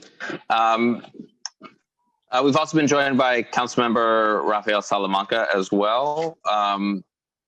And let's see, I think I just have one more question, two more questions for the administration here. Since September 2018, DOHMH has partnered with city and state stakeholders to implement a high-fidelity wraparound demonstration project in the Bronx and Brooklyn for New York City children and youth with serious social, emotional, and behavioral concerns who are involved in multiple child service systems, so child welfare, juvenile justice, behavioral health, special education. The task force recommended that the wraparound demonstration project be expanded to include additional slots exclusively for youth with serious emotional disturbances in foster care. Do we know if is that underway or has that been done? Yeah, so thank you for that question. And so that pilot, which was a high fidelity wraparound pilot that DOHMH was running, they ran that pilot, and that pilot has since ended. And so I would have to defer to my colleagues there at DOHMH about plans moving forward. However, we have several other things that are happening in that zone, right in that zone that are very important. And one of those is that ACS and DOHMH and OCFS and OMH have come together to create a new initiative called Canopy, which is a collaborative approach for providing enhanced services and improved outcomes for young people in foster care and crossing over into the juvenile justice system who have sort of the most complex trauma histories and challenges. We're talking about young people who have been in, many different placements. They may have substance abuse challenges. They may have mental health challenges. They may have been arrested and involved in the juvenile and criminal justice systems. And this is a relatively small group of young people, but a group of young people for whom it's really important that all of us, ACS, DOHMH, OCFS, OMH, and others, are wrapping around these young people. And so we formed what we call a cross-agency team that is looking at these cases, looking at individual cases and coming together to Sorry. yeah, is that your house, council member? Bring them in, let's see them. So here they go. Are they coming?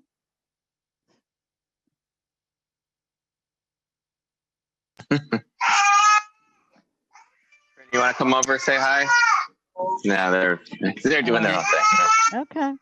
They don't want to hear about Canopy. So the purpose of Canopy is really to make sure that we're fully leveraging the resources of the 4 agencies and bringing those resources to bear for young people who are really facing the toughest challenges. And so we're excited about this new approach. It's sort of a system of care approach and really focused on sort of wrapping resources around young people who are struggling. The other thing that I would mention that we've already discussed is sort of the increased focus on the CFTSS services because that really presents significant opportunity to expand services both for young people who are in community-based settings, who are in foster homes, as well as for young people who are temporarily in residential programs for treatment. Thank you, Commissioner. And just so you know, because of some reorganization here at the council, I mentioned this to Stephanie the other day, that the General Welfare Committee will now be overseeing the juvenile justice system division within ACS, which is the first time, at least since I've been at the council, that's the case. Before going over into the where it has been most recently with Councilmember Lanceman's committee, there was a juvenile justice committee before that, and so I'm happy to sit down with ACS's staff in the coming weeks to start to go over what's happening there. But obviously, programs like Canopy and making sure that we're getting wraparound services is very important. Yeah, great, and I know our colleagues will be very pleased to discuss all of that with you. Great, and then last question here. One on a housing task. The task force housing recommendation around expanding transitional housing for youth exiting foster care, such as the Chelsea Foyer, operated by Good Shepherd, which combines housing and targeted services. Obviously not a supportive housing, but a kind of different model. Are there any plans to expand transitional housing that would specifically target youth leaving foster care? And what's I'm not familiar with the kind of funding operating structure of that program. Do you know, can you speak a little bit to that? I know Good Shepherd is testifying, so maybe they'll be able to do that as well. Yeah, and Good Shepherd is well positioned to talk about that. And I think what they'll share is that those transitional housing programs tend to be a patchwork of funding, and it takes quite a bit of work to put together the different patchwork of funding for that purpose. But we're very interested in continuing to explore this with you, and to continue to explore opportunities to develop additional housing programs like Jeremy Cahombin has one at Children's Village in Harlem. Right. And so we think that there's opportunity to think more about whether additional programs like that could be developed and created, and we'd be pleased to have those discussions. Yeah, it would be interesting to pursue with HPD and speaking with Jeremy and Good Shepherd, kind of how to maybe codify some kind of structural plans around that, so that there can be it can be a dedicated funding stream program and capital funds that can kind of have its own, so that it's not having to be cobbled together ad hoc, but instead having some kind of clear guidelines on that front. So that'd be interesting to talk about. Yep. Great. Okay. Well, that's it for me. Do any of my colleagues have any other questions? Okay. All right. Seeing none, I want to thank you all for being here. Just to reiterate, I am, disappointed about the city FEPS referrals, and I am, we're going to have to move forward with legislation around this issue, and so we're hearing 148 today. We may be expanding that to include, if possible, young people in the DYCD system. Frankly, if that's not possible to add this to this bill, we'll be working with our colleagues in the my colleague Debbie Rose and the youth committee to pursue separate legislation. But we're going to be moving forward on these issues, and we want to make sure that young people, no young person is being discharged. With 23 kids a year, that again, that's the tip of the iceberg. But we should be able to do this. This is not outside of our ability to ensure that no young person is unstably housed leaving the system. And so that's a real work to do, but we should be really focused on that in our remaining time here. So, Thank you, Council Member. We appreciate it. thanks, Commissioner. Thank you everybody for your testimony and for answering the questions, and we look forward to continuing to work further. Thanks. Thank you, everyone. Bye-bye. Thank you, Council Member. Thank you. Thanks.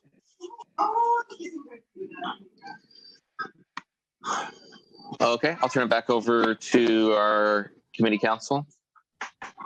Thanks again to the members of the administration for your testimony. We're now going to turn to public testimony. I'll be calling on individuals one by one. Panelists are going to have 3 minutes to testify. We ask that you limit your testimony to 3 minutes, and as always, you can submit longer written testimony for the record. Council members who have questions for a particular participant should raise the raise hand function on Zoom, and I'll call on you after that panelist has completed their testimony.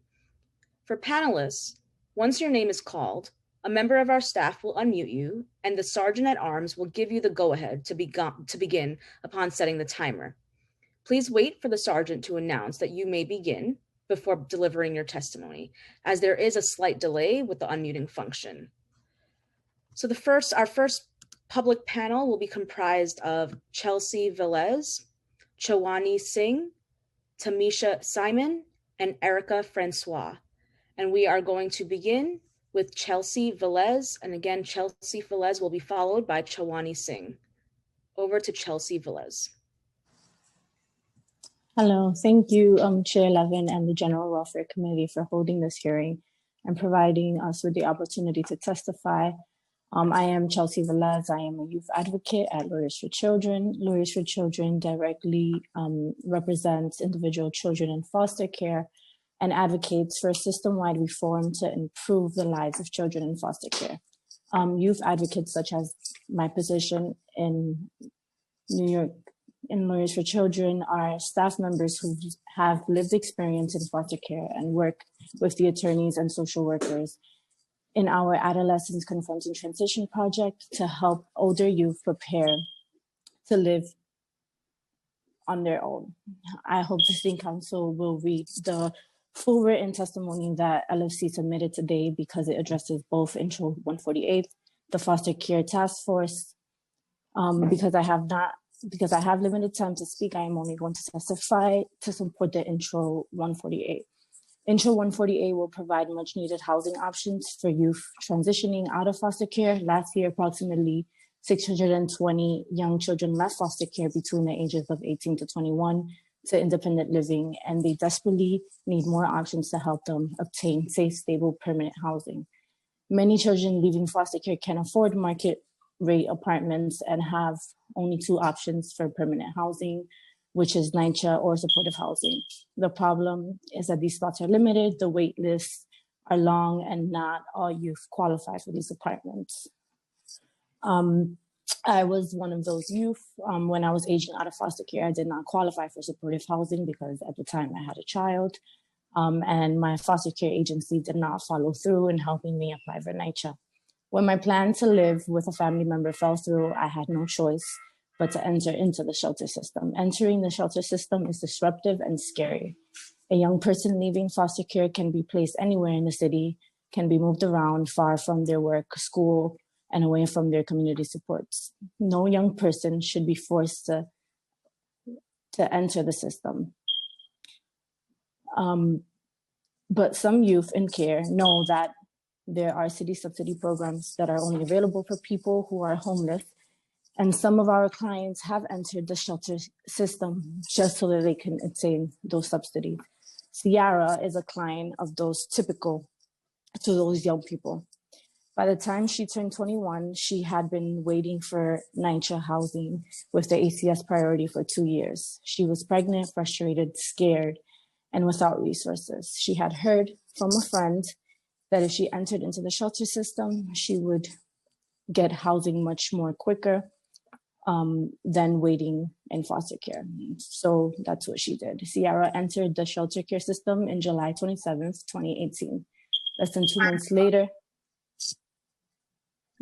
months later, with the help of a rent subsidy voucher only available to her because she was homeless, she was living on her own apartment. No one should have to enter the homelessness system to get housing, especially when it can and should be preventable. Youth in foster care who are waiting for their own housing, especially those who are over 21, are just as vulnerable as homeless people who are in the shelter system. Youth who are 21, youth who are over 21 are in the mercy of ACS. They have no right to placement and can be turned out into the street at any time. Having suffered so much trauma and instability, youth in foster care deserve better. Intro 148 will give them more housing options and, most importantly, avoid further trauma and instability of not knowing where they will live without having to enter the shelter system. Thank you so much. Thank you, Chelsea, and thank you for putting these issues so clearly in front of us, and calling us to action and making it clear that there are things that we can do right now and today to make the system better. So I really appreciate you taking the time to testify in your testimony itself. Thank you. Thanks again, Chelsea. I'll now call on Chawani Singh, and Chawani will be followed by Tamisha Simon. Over to Chawani Singh. You may start now. Hello, council members. My name is Chawani Singh, and I've been in foster care for a little over a year and a half. Since I've been in foster care, I've lived in 3 different homes. The first one was a friend's family, which was a temporary placement. Therefore, I only stayed there for a short period of time. The second one was newfangled and turned out bad after a while. I continuously felt uncomfortable and sometimes disrespected. I left there after 8 months and went back to stay with my birth mom for a couple of months, and that was very much not a difference. I then moved in with my current foster mom, and I've been there since. It doesn't feel like a hostile environment. I feel stable, at peace, and relaxed. I'm also able to share my feelings with her, both good and bad. And pardon me for saying this, but she feels more like a roommate than a mother figure. She never oversteps her boundaries, nor does she oversteps mine. She respects my space and my privacy, and I do the same for her. She respects me as I respect her. I'm contented with my placement, but I do still feel stigmatized due to being in foster care. Despite COVID-19 and the pandemic we faced, I turned 18 and managed to successfully graduate high school in June of 2020 with an advanced diploma. I now attend online classes at Queensborough Community College, where I major in psychology. I concluded that grit and determination helped me to overcome all these adversities that I've had to face. Not to forget, I did have some help from the people at the Children's Village. And that's a big reason why I feel like foster care needs to be well funded, so that they can keep thriving and providing for youths like me with resources we need to succeed. I take part in ILS workshops, and they prepare me for adulthood. I have a Fair Futures education specialist who has helped me to be able to attend college with extra resources, debt-free. My agency's Fair Futures employment specialist has helped me to get my first job through their internship program, which I have became part of early March as an office assistant. I am now an IT assistant where I get an abundant amount of information and knowledge on technology. Last month, my caseworker has helped me to apply for NYCHA housing, but I'm unsure of my status. I also plan to apply for an apartment in our own CV Harlem residence. Having an apartment there is a great first step into independent living in NYC. Since May, I've been part of CV's FAST program, which has been a big help in keeping the relationship between me and my foster parent healthy. As for now, we order takeout or delivery meals, but hopefully as the pandemic eases, we will be able to use the family bonding money to actually go out and do fun things. In my perspective, I'm the living embodiment of what the values of foster care and the Children's Village stand for. They are there to help kids like me succeed and realize our worth despite our unfortunate circumstances. My internship here has helped me to be around influential people who've helped me boost my self-confidence. Thank So you. you could go ahead and finish. No problem. Okay.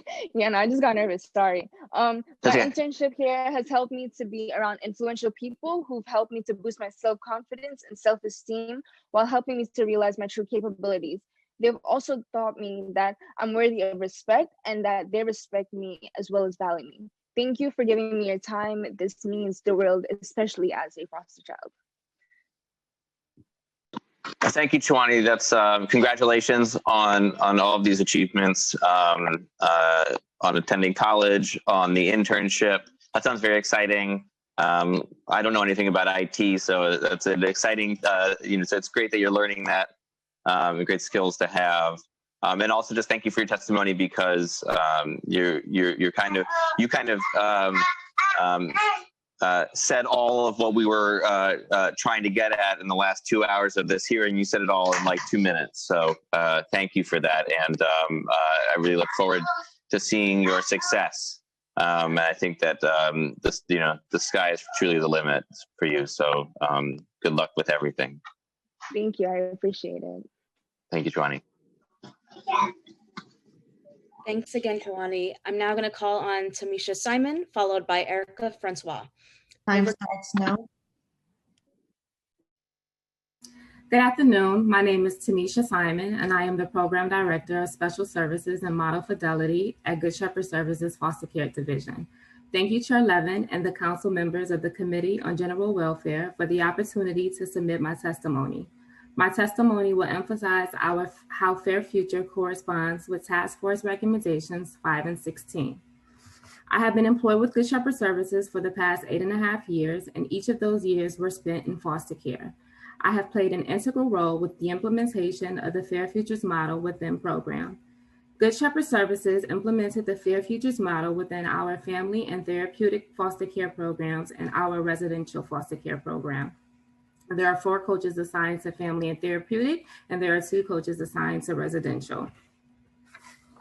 Fair Futures allows providers like Good Shepherd Services to support more young people who are in care.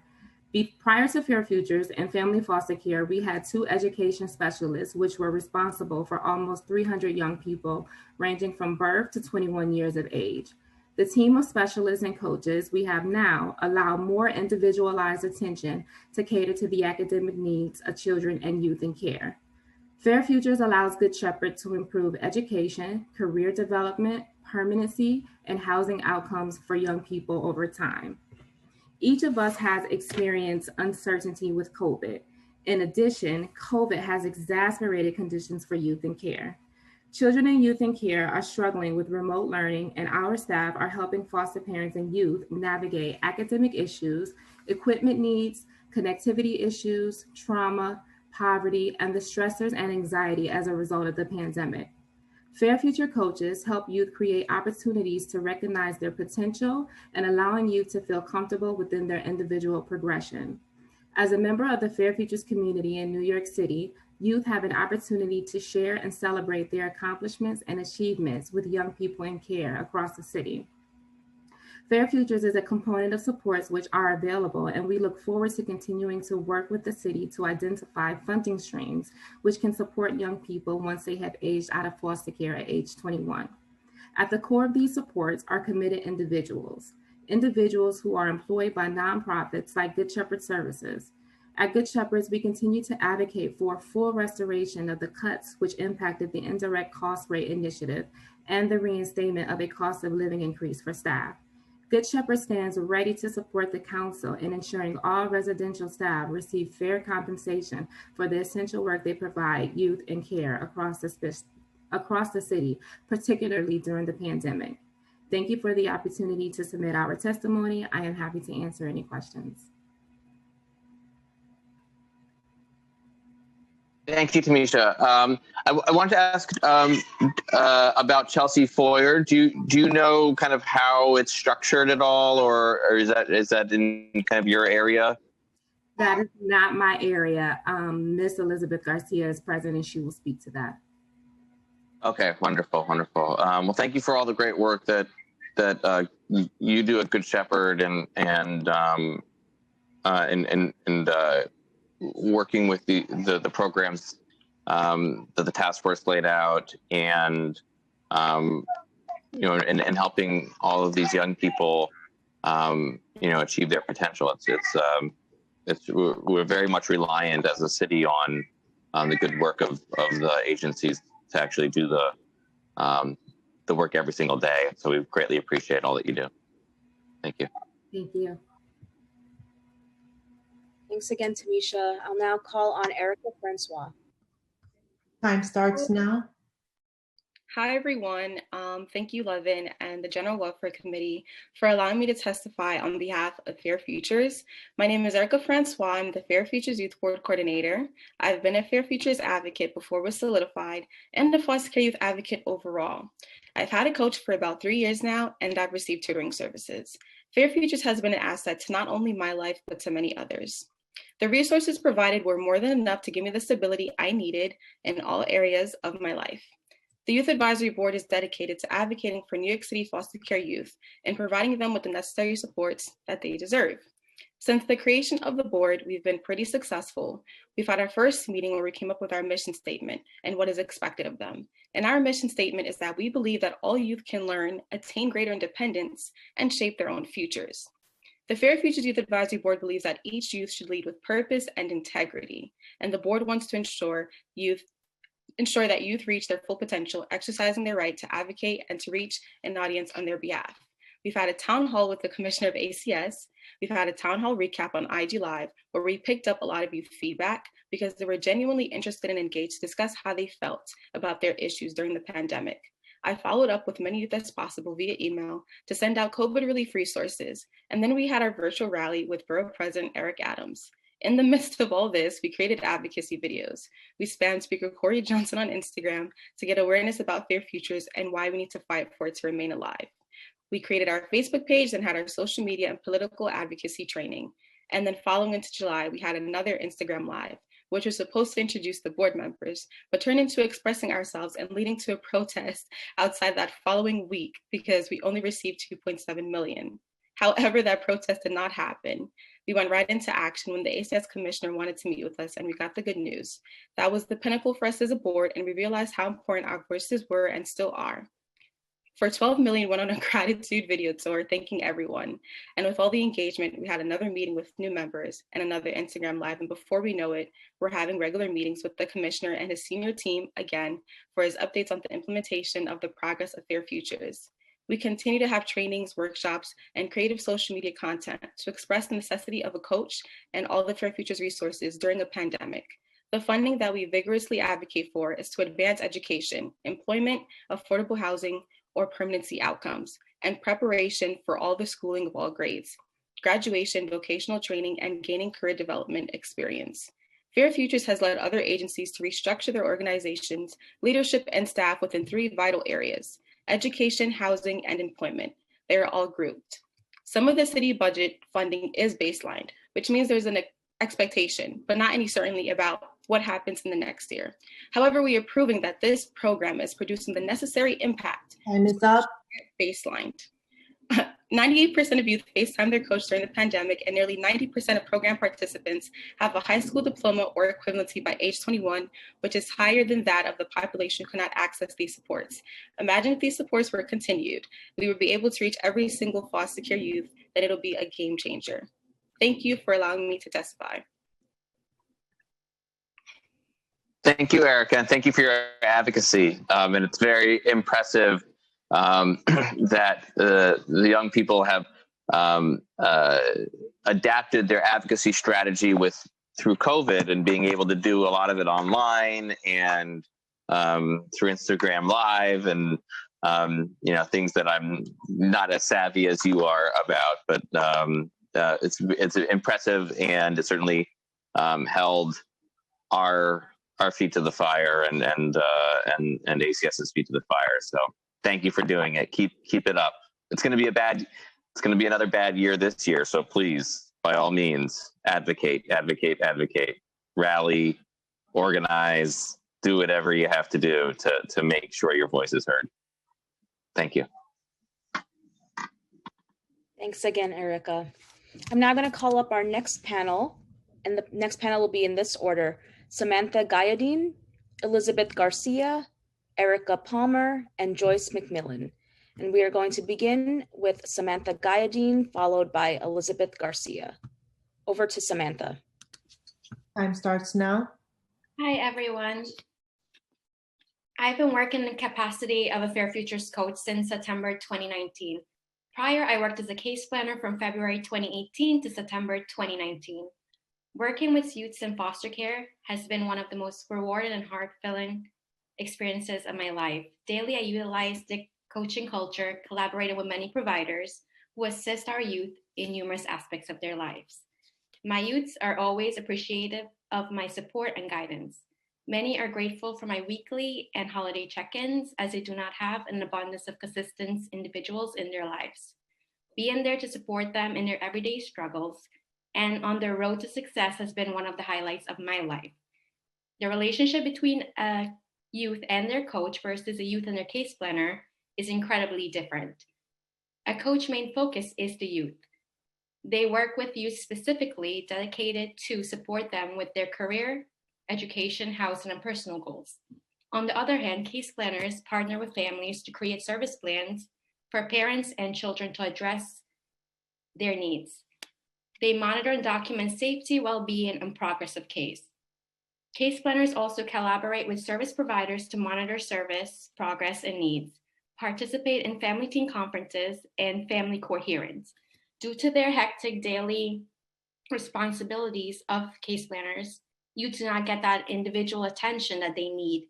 This results in youth feeling overlooked and not cared for. I believe consistency is key. Being a youth in foster care, consistency is not something most are familiar with. If you ask a youth how many case planners they've had, the number will baffle you. Myself being a youth in foster care from the age of 16 years old to 21 years old, I did not have consistent support. While I graduated from Hunter College and has accomplished a lot given where I started, I believe if I had a coach, I would have felt more secure in the decisions I've made and would have dared myself to do more. The pressure of feeling like no one has your back is horrendous. You do less, you're terrified to do more, terrified to fail. You end up not living up to your full potential. With the consistent motivation and support that a coach provides, many youths will not only realize how resilient they are, but how much potential and power they have. Our youths having a coach, having that consistent support and guidance is essential. The Fair Futures program is essential. I stand by it 100%. Thank you for having me testify. I really appreciate it.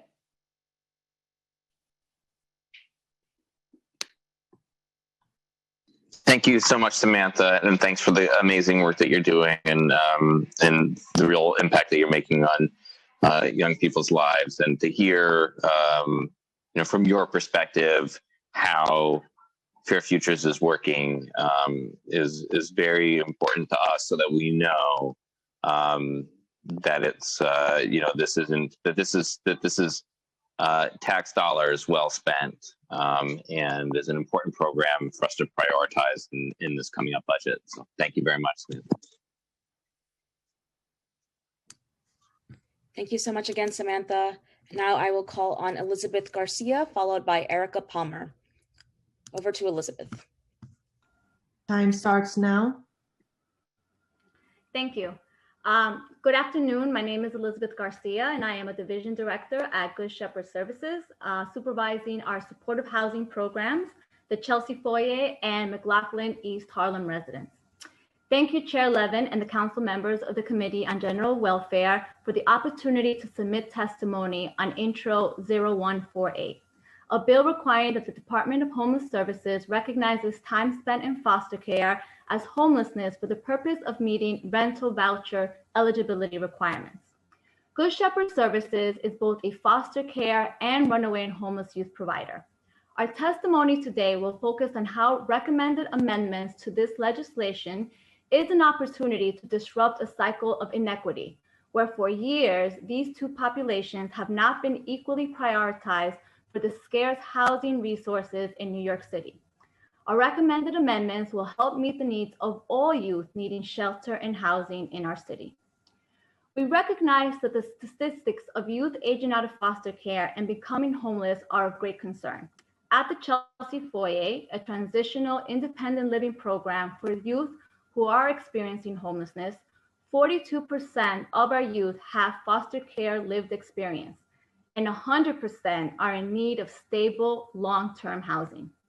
The council can help address this concern by including both youth in foster care and runaway and homeless youth under the at-risk and vulnerable populations for purposes of assessing the city's rental voucher program. As an example, the New York 1515 Agreement Housing Initiative did exactly this by treating both populations as vulnerable and allowing 16 to 24-year-olds in foster care and RHY to access this resource based on a vulnerability index and not based on systems experience. As written, the following sections of the legislation are of concern. The legislation excludes runaway and homeless youth who are currently experiencing homelessness and who currently do not have access to this voucher. The Coalition for Homeless Youth has been advocating with the city to give RHY access to this program for years, but to date, RHY youth still do not have access. The legislation creates a precedent to continue to exclude RHY from other programs.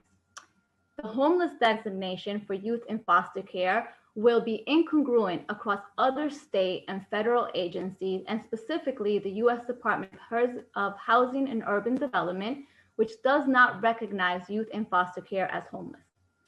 The legislation will create an undue burden for the city to provide resources to youth in care over the runaway and homeless youth population, and unfairly have the populations compete for limited resources that will give youth in care priority over RHY. Expired. Thank you so much for You could go ahead and finish your testimony if that's. Thank you. Thank you very much, Yes. Councilmember. For the record, in my written testimony, which I will not go through completely, I have included the housing options that are currently available to youth who are being discharged from foster care. The list includes HRA supportive housing, NYCHA, and HPD Section 8 housing. ACS also has the housing support services, which helps families and young adults involved with foster care find suitable, stable, long-term housing. The housing options that are available to youth experiencing homelessness are limited, and runaway and homeless youth do not currently have access to any of the city rental vouchers. After years of advocacy, RHY only have access to New York 1515 supportive housing and limited HUD-funded programs. With the lack of housing options post their stay in the RHY system, many youth experiencing homelessness have no other options but to enter the DHS system as an adult, which many do not want to do. This will be the only way they will get access to the city rental subsidies, and in this scenario are now competing with about 54,000 other individuals in the homeless system. It is important to note that foster care agencies are not allowed to discharge a young person into homelessness. If the provider is not able to find an apartment for a young person, the young person can stay in care until the age of 23. For a young person in the RHY system, when they reach the age of 21, they are no longer allowed to stay in an RHY program. On counting youth's time in foster care as homelessness, the unintended consequence is as follows. If a young person has been in foster care since birth, they could accumulate 21 years of homelessness under this bill. Conversely, if a young person has maxed out their time in an RHY residential program, because of set length of stays in these programs, they could only accumulate a total of 2.5 years of homelessness. As many of our current housing resources prioritize length of homelessness and chronic homelessness status in determining who gets the scarce housing resources available, young people actually experiencing homelessness will never be able to compete with the foster care youth whose time in care has been designated as homeless.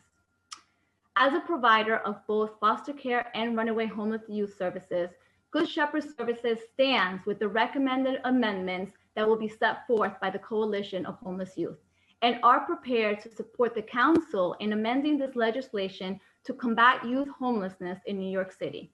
Thank you again for the opportunity to testify. I can answer any questions you may have at this time. Thank you so much, Elizabeth. And I look forward to looking at those recommendations and incorporating as many of them as possible into this legislation. And I agree with you that we don't want youth in care to be competing against youth in RHY shelter. My position on that is that both youth in care and youth in RHY shelters should be prioritized. That frankly, they should be getting access to a housing voucher,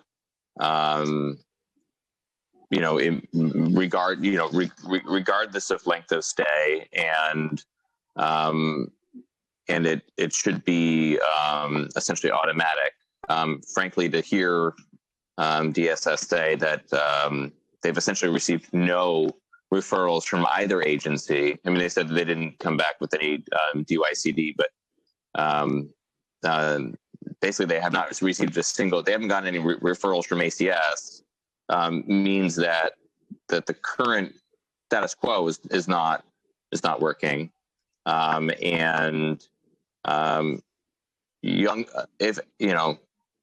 Frankly, young people more than anyone else deserve the right to have, a priority, or certainly just as much as anyone else, to have a priority for a place to call home. And so I look forward to working with the coalition and making this legislation,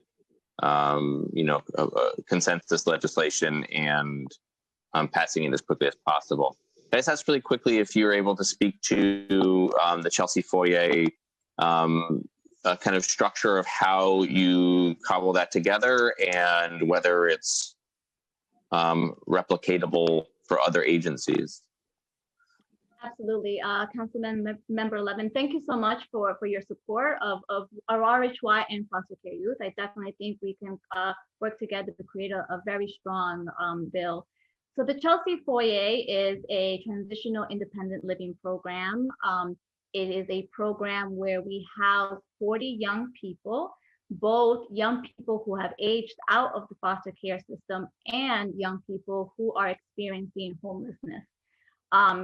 Good Shepherd Services has been very creative in cobbling up different forms of funding to make this one cohesive program. So we actually received funding from both DYCD for runaway and homeless youth for 16 of the units in our program. We received funding through DOH-MH through the New York 3 agreement for 14 young people who have aged out of the foster care system. And then we have an additional 10 Sorry, units. that's New York. Sorry, is that New York 3 supportive housing? Is that right? Yes. Yeah. New York 3 supportive housing for youth aging out of foster care.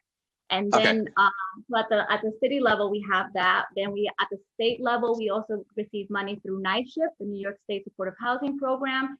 And at the federal level, we also get funding through HUD for homeless programming. So altogether, we basically put together 4 very different funding streams to run one cohesive program. And the goal really is to help young people between the ages of 18 through 25 who are in need of housing, either because they're experiencing or at risk. And it doesn't really matter what system they're coming to us from. So basically, we have young people coming from the RHY system, we have young people coming from the foster care system, and we have young people who are coming just from organizations that have told us that these young people are either unstably housed, are couch surfing, or for one other reason have not been able to get into a system. And we work cohesively with these young people to help them figure out a plan for longer term housing, because our program is only a 2-year program, as designated by the transitional living sort of regulations. So in 2 years, we have to help a young person, regardless of how they came to us, figure out what their next step in independent living is. And what we find oftentimes is that there are very few housing options for them long term. the young people who have come to us from foster care have a little bit of an opportunity to get access either to supportive housing or NYCHA, as I've already explained. But our young people who are not in that system, their resources are limited, are very, very limited. And Can I this ask, is where how long has it been in existence? the Chelsea Foyer has been in existence since 2004, so 16 years. And aside from Children's Village, do you know of any other programs that are, doing a similar thing? So most agencies for a long time have either done foster care or have done runaway and homeless youth. We were probably one of the first agencies that kind of took on both populations. And in the last several years, more and more agencies have started to really service both populations. I don't know if there's any other singular program that houses both populations in one program. In a transitional model, instead of as a shelter model, this is a more permanent, not fully permanent, but more permanent. Right, more longer term, really, yeah. Right. It would be interesting. I'd be interested to sit down with you guys and kind of try to map that out, see if that is something that maybe I can work with soon-to-be Congressman Richie Torres, who is still on here, to see if we can kind of codify that city and federal relationship on a program like this. Absolutely, yeah, we would be happy to sit with you and soon-to-be Congressman Torres to think of how we can creatively expand the work that we do to other agencies and really to work with other agencies to really kind of see this population as one and the same and no longer divided. Thank you, Elizabeth. Thank you so much for the testimony. Thank you so much, Councilmember. Thanks again, Elizabeth. I'm now going to call on Erica Palmer, followed by Joyce McMillan. Over to Erica Palmer. Time starts now.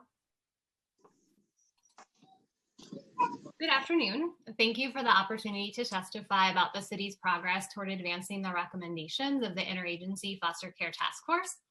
My name is Erica Palmer. I'm a supervising attorney at Advocates for Children of New York, and I direct our foster care project. Back in March 2018, the task force made 3 recommendations focused on education for students in foster care. As Deputy Commissioner Farber testified, many of the needs and issues raised in 2 of those recommendations are being targeted by Fair Futures.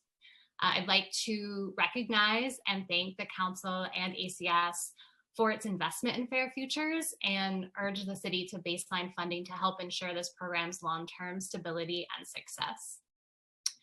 The task force's 3rd education recommendation concerned improving service coordination and oversight at DOE to support students in foster care. The task force called for the DOE to establish infrastructure similar to its Office of Students in Temporary Housing to oversee and advise a team of borough-based foster care content experts.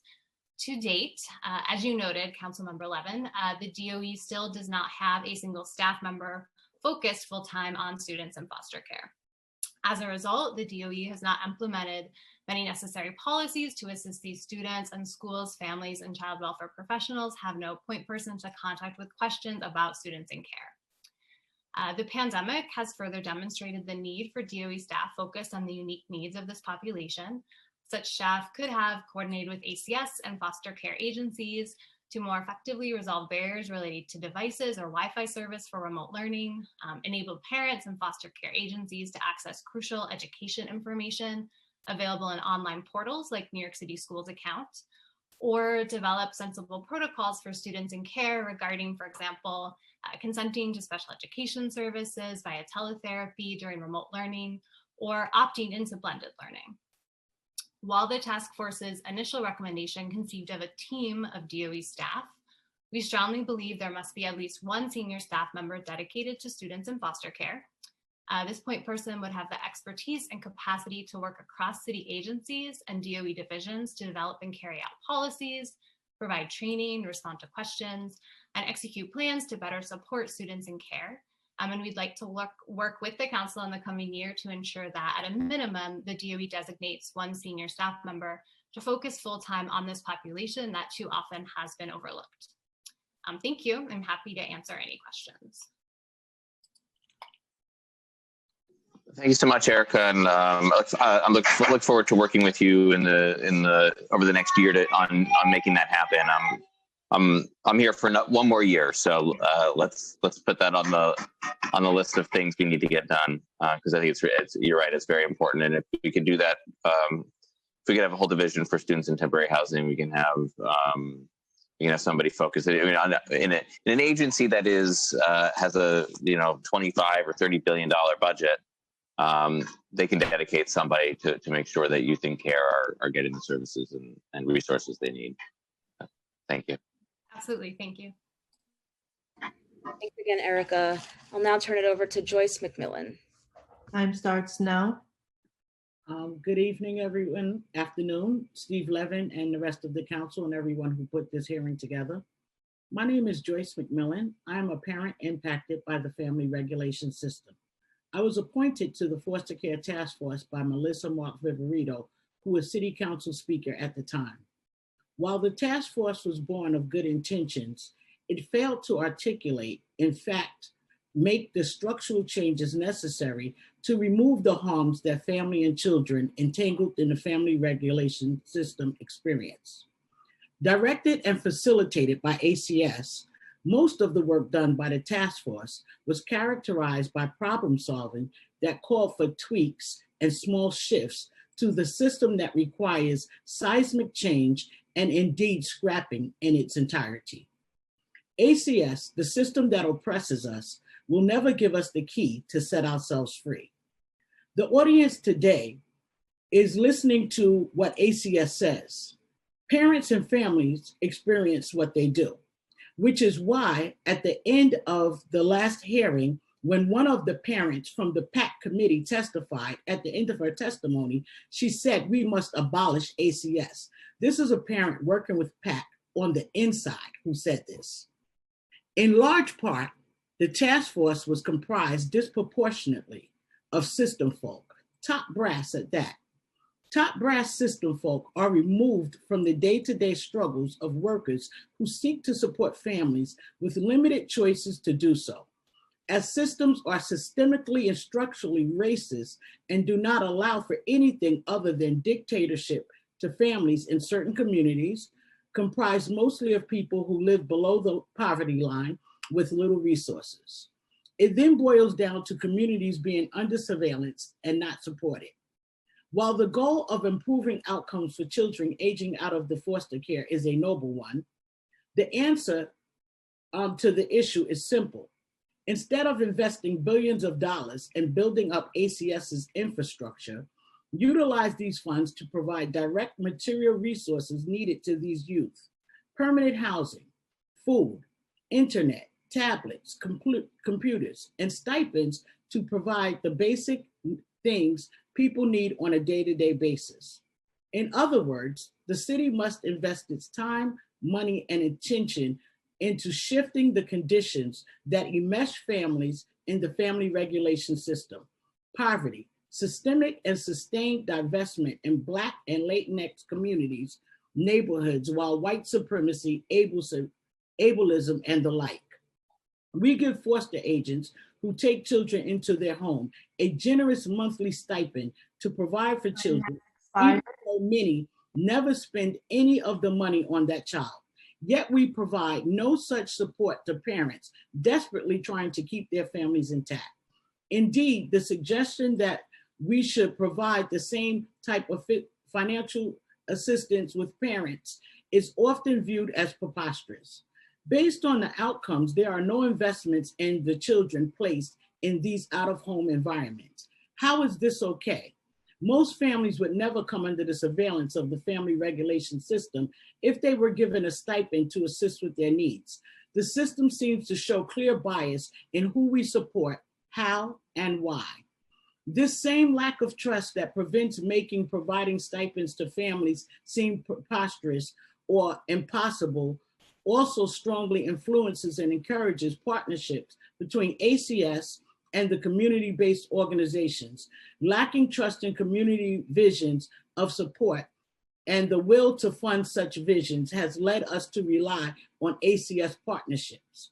But partnerships with ACS necessarily limits our ability to imagine and create a world in which ACS does not exist, and puts a hold on all changes other than surface changes that appear to be a good idea, but has the devil hidden in the detail.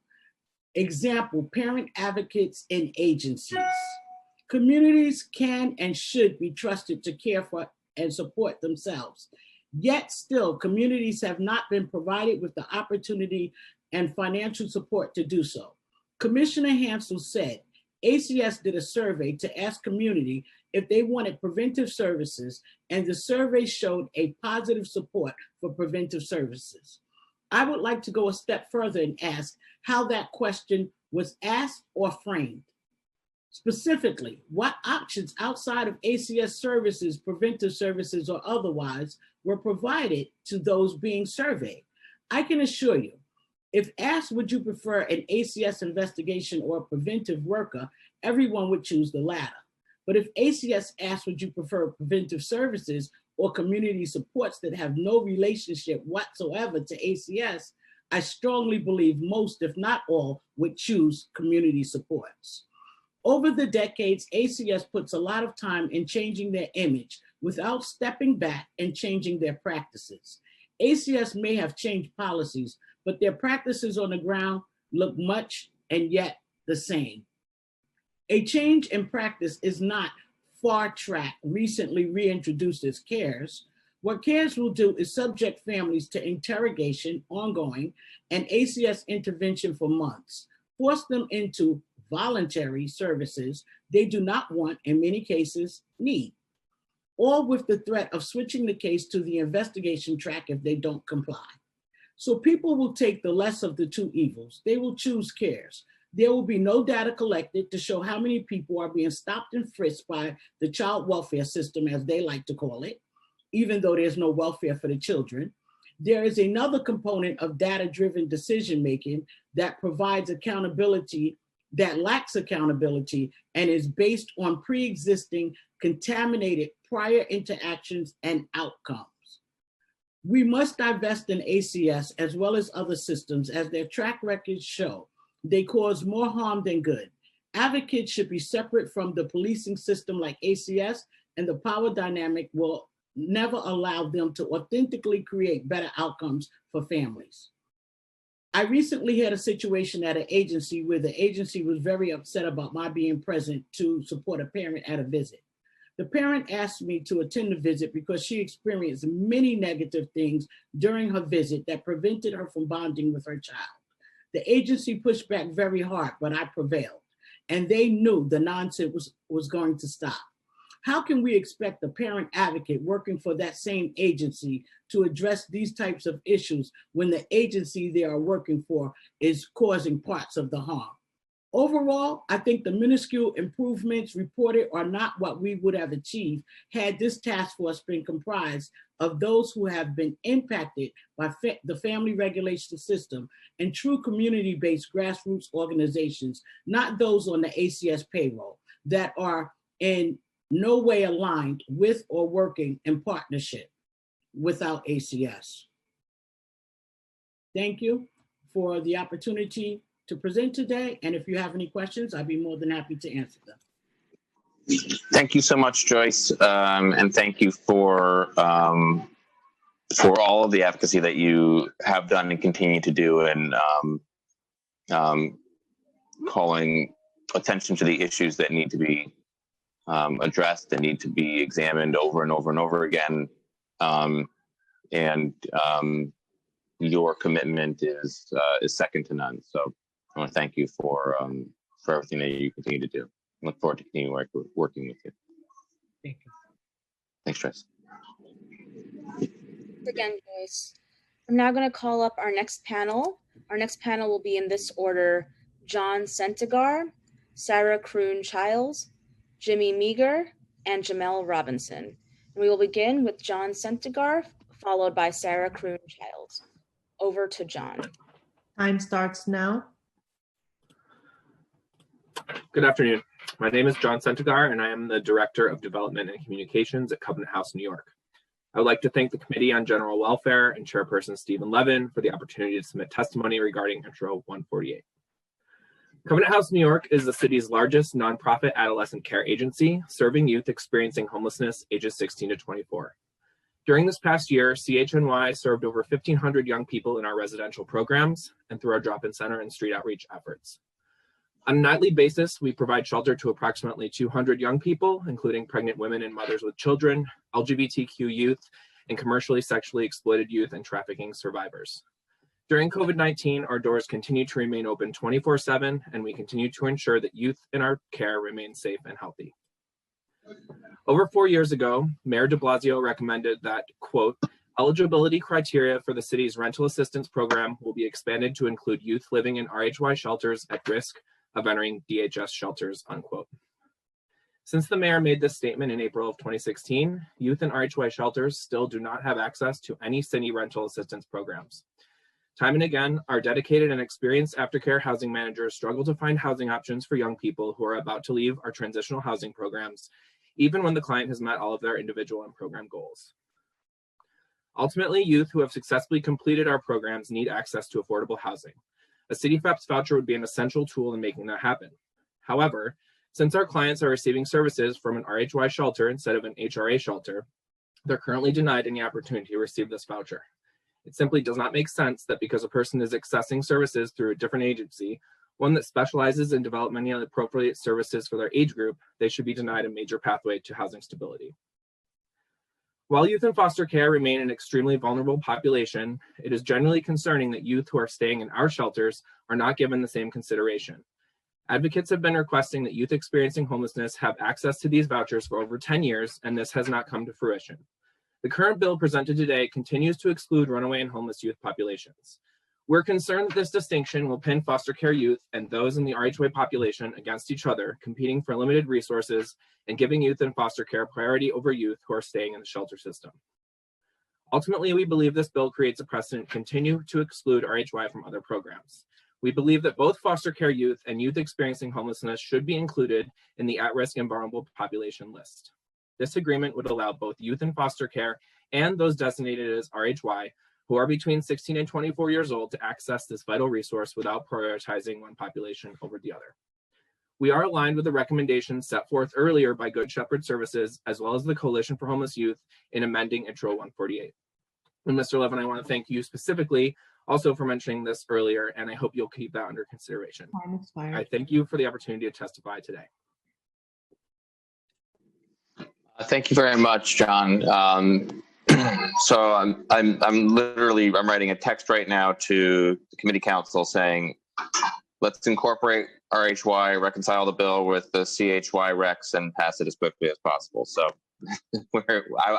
I've totally run out of patience on this issue. And you know, when they did the city FEPS rules a couple of years ago, maybe a year and a half, 2 years ago, I think I said, I'm giving you guys a year to make this work with referrals from DYCD and ACS. And if that doesn't happen, we're moving forward on the bill. So I gave them a year. I kept my word, and I'm done with that. And we have to move forward on the legislation. So I appreciate it. Look forward to seeing the recommendations, incorporating as many as we possibly can, and moving forward with the legislation as quickly as possible. Thank you. Thank you, Chair. Thank you, John. I'm now going to move on to Sarah Kroon-Childs, followed by Jimmy Meager. Over to Sarah. Time starts now. Good afternoon. My name is Sarah Childs. I'm the Executive Director of the Redlick Horowitz Foundation, and we are a funder of the public-private partnerships administered by the Foster Care Excellence Fund, which has supported 2 task force priorities over the years: improving placements with kinship families through Home Away from Home, and expanding education and career services to youth in care through Fair Futures. I'd like to take this opportunity to thank my colleagues from the Conrad and Hilton Foundation, the New York Community Trust, Doris Duke Charitable Foundation, Tiger Foundation, Stavros Narcos Foundation, the Ira DeCamp Foundation, and the Warner Fund for their commitment to supporting these child welfare initiatives over the years. I also want to express our gratitude to Chair Levin and Commissioner Hansel for their leadership and commitment to this important task force and follow-on implementation. During the first ever New York City Council Foster Youth Shadow Day back in 2016, young people in and aged out of foster care called on the council and this administration to address the multitude of challenges facing children and families in child welfare. And you and your colleagues answered that call. The result has been real change and improvements across the system rather than a task force report collecting dust on a shelf. And the Foster Care Excellence Fund commends you for the hard work it took to get here. But there still is much work to be done.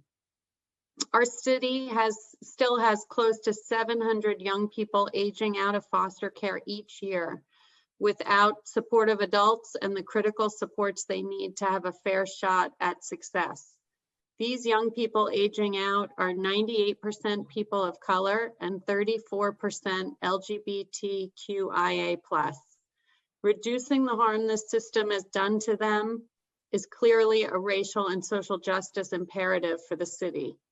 We urge you to fulfill the promise of Task Force Recommendation number 16 that sets an objective to provide comprehensive services to these young people to achieve educational, career, and housing goals. The city chose to remove these children from their families and never achieve permanency for them. It's our responsibility and duty to support them by expanding the proven Fair Futures model of coaching and other supports so that young people aging out of care between ages 21 and 26 can thrive. Thank you so much. Thank you, Sarah, and thank you for all that you've done in partnership with us at the council and you know, putting forward recommendations and legislative, you know, collaborating on legislative ideas, and it's just been a great experience working with you and Red Lake Horowitz, and just want to thank you for all that you've been doing. Thank you so much. Thanks, Sarah. Thanks again, Sarah. I'll now call on Jimmy Meager, followed by Jamel Robinson. Over to Jimmy Meager. Hi, good afternoon, and thank you for the opportunity to provide testimony before the Committee on General Welfare today. My name is Jimmy Marr. My pronouns are he, him, his, and I'm Policy Director at Safe Horizon, the nation's largest nonprofit victim services organization. Safe Horizon offers a client-centered, trauma-informed response to 250,000 New Yorkers each year who've experienced violence or abuse, and we are increasingly using a lens of racial equity to guide our work with clients, with each other, and in developing the public positions we hold. Safe Horizon has programs across New York City's 5 boroughs where we provide critical support and services to victims and survivors of all forms of violence and abuse. One program that is especially relevant to this conversation about housing justice for young people is our Street Work project. Street Work works with homeless and street-involved young people up to age 25 to help them find safety and stability. Many homeless young people face a day-to-day struggle to survive, which can lead to physical and emotional harm. Homeless youth may have experienced family abuse, violence, rejection, and instability that led to their homelessness. We welcome these young folks, help them navigate complex systems, and provide essential resources at our drop-in centers, at our overnight shelter, and through our streetwork outreach teams. This work can be incredibly challenging, but also rewarding.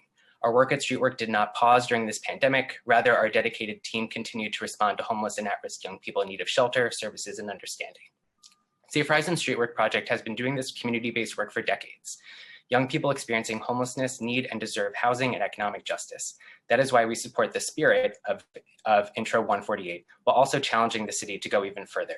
It is a noble and common sense idea to count time in foster care as homelessness when determining such youth's eligibility for rental assistance programs. We support this and additional efforts to make permanent, safe, and affordable housing accessible to young people experiencing homelessness and unstable housing. However, this particular bill will affect a relatively small percentage of Streetworks clients. Intro 148 will have no effect on runaway and homeless youth, DYCD clients, and young people in DYCD shelters who have had no contact with child welfare or with the foster care system. Our clients are not eligible for vouchers, and time spent in homeless youth programs such as shelters does not count. We therefore encourage the City Council to build on this legislation, think bigger, and go further. We encourage the city to also count time in youth shelters as homeless time, and we ask that the city give homeless youth programs like Street Work and others the ability to distribute vouchers. The young people currently or formerly in foster care face many of the same obstacles as RHY, but there's actually a small overlap between these two populations. Frequently, when we advocate for housing resources for RHY, the policy solutions we hear from our government leaders are resources only for former foster youth, which again is important, but not expansive enough. Most RHY are not eligible for those resources. Many of our clients have never had any prior contact with child welfare and subsequently the foster care system. Even among our clients who have had contact with the child welfare system, almost none of them are eligible for housing resources because of it. While people are advocating for increased value of vouchers, we're just asking for equal access. Time expired. Thank you so much for the opportunity to testify today. Happy to take any questions. Jimmy, you could, if you had any further comments, you can finish your testimony. We'll submit written testimony, but thank you so much. And of course, thank you for all the great work that Safe Horizon does. And you know, as I said to John before, we're eager to incorporate the youth in RHY shelters and make sure that that this bill is not servicing one group of kids at the young people at the expense of the other. So exactly, we agree wholeheartedly with Elizabeth and with John. We don't want anybody falling between the cracks, and we just hate any time that people who are vulnerable, experiencing homelessness, are being pit against one another for scarce resources. Agreed. So thank you. Thanks, Jimmy. Thank you. Thank you, Jimmy, and I apologize for not pronouncing your name correctly. I'll do better next time. Next up will be Jamel Robinson as the last panelist for this panel. And Jamel, before you begin, I don't think I recognized you last time because your full beard makes you look so much older than you before with the mustache. So I didn't recognize you at your last testimony, but nice to see you. Always great to see you. Thank you so much, Chair Levin.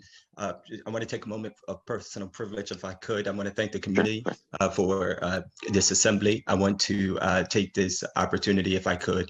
I want to, I have a little bias, okay? It's not racial bias, but it's bias nonetheless. Erica Palmer is on this line. Erica was my staff attorney some years ago, 10 some odd years ago when I was in the foster care system, for taking a moment of personal privilege, I could not be more grateful to see her still engrafted in this work. And oh God, I didn't even have a GED at that time. I was 6 months shy of my 21st birthday when I launched the Jamel Robinson Child Welfare Reform Initiative, which was a list of several recommendations, Chair Levin, as you know, which identifying challenges that beset youth in foster care. And I took the GED twice at that time and failed after a short stint of homelessness. And Erica Palmer was there every step of the way. I cannot begin to tell you, Chair Levin, how instrumental she has been in my life, both personally and professionally. Today, I can be honest to say that I didn't know years ago that I would be quite where I am, but it is that sort of mentorship, that love and that affinity that sees young people and the investments in them as potential. Today, I'm proud to say that I went back to college because of Erica, in addition to other mentors like Jess and Jeremy.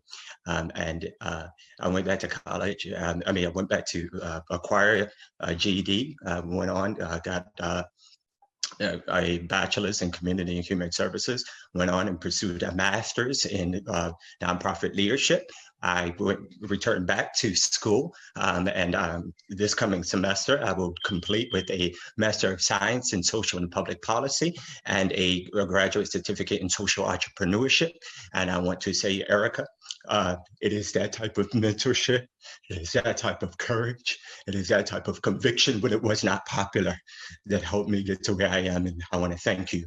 So in the context of that, Chair Levin, when you talk about fair futures, when you talk about access to opportunity, when you talk about reconciling this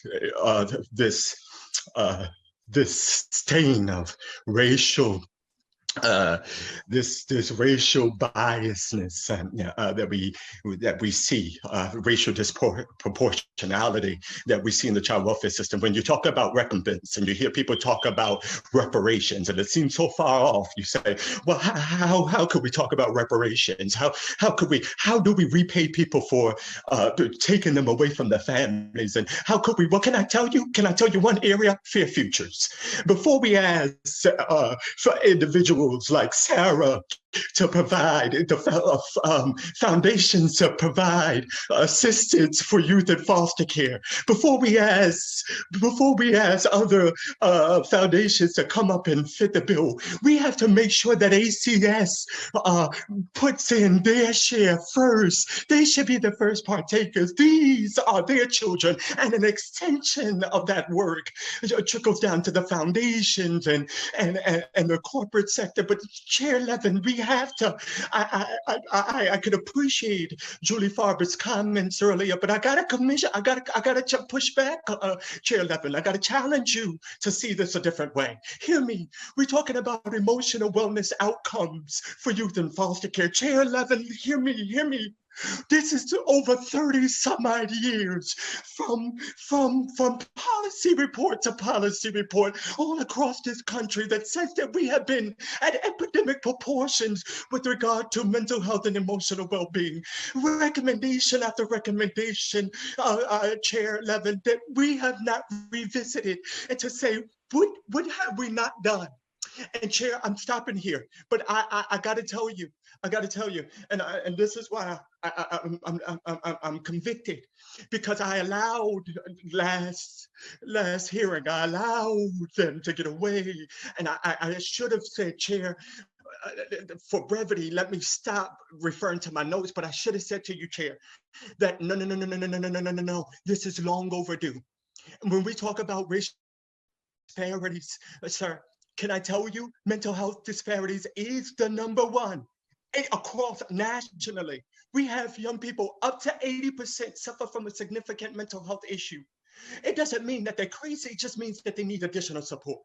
It doesn't mean that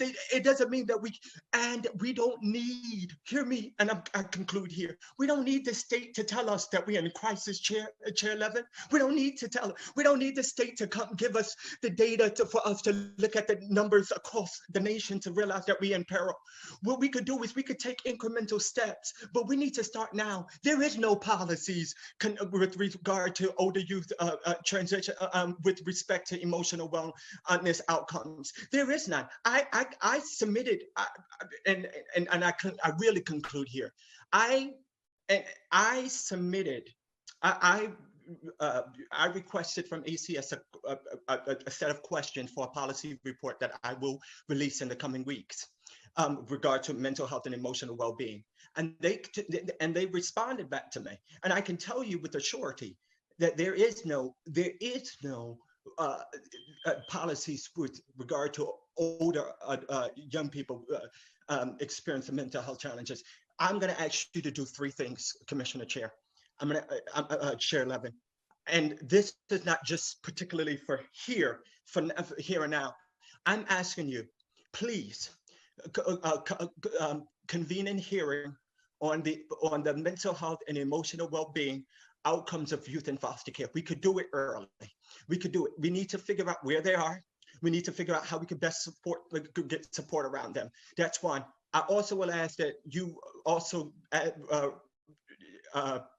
make it a mandate that ACS go ahead and do an emotional wellness survey specific to our emotional wellness needs of youth in foster care. I know it's a part of the other survey, but it needs to be specific.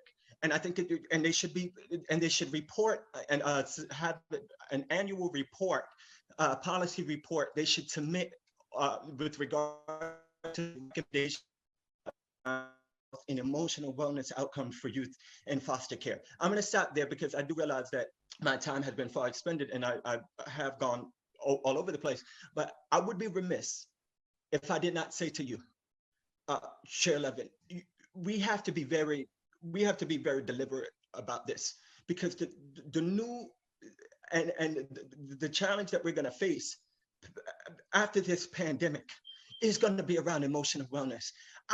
Can I tell you, Chair, 10 years after leaving foster care, 12 years after leaving foster care, I'm 33 now.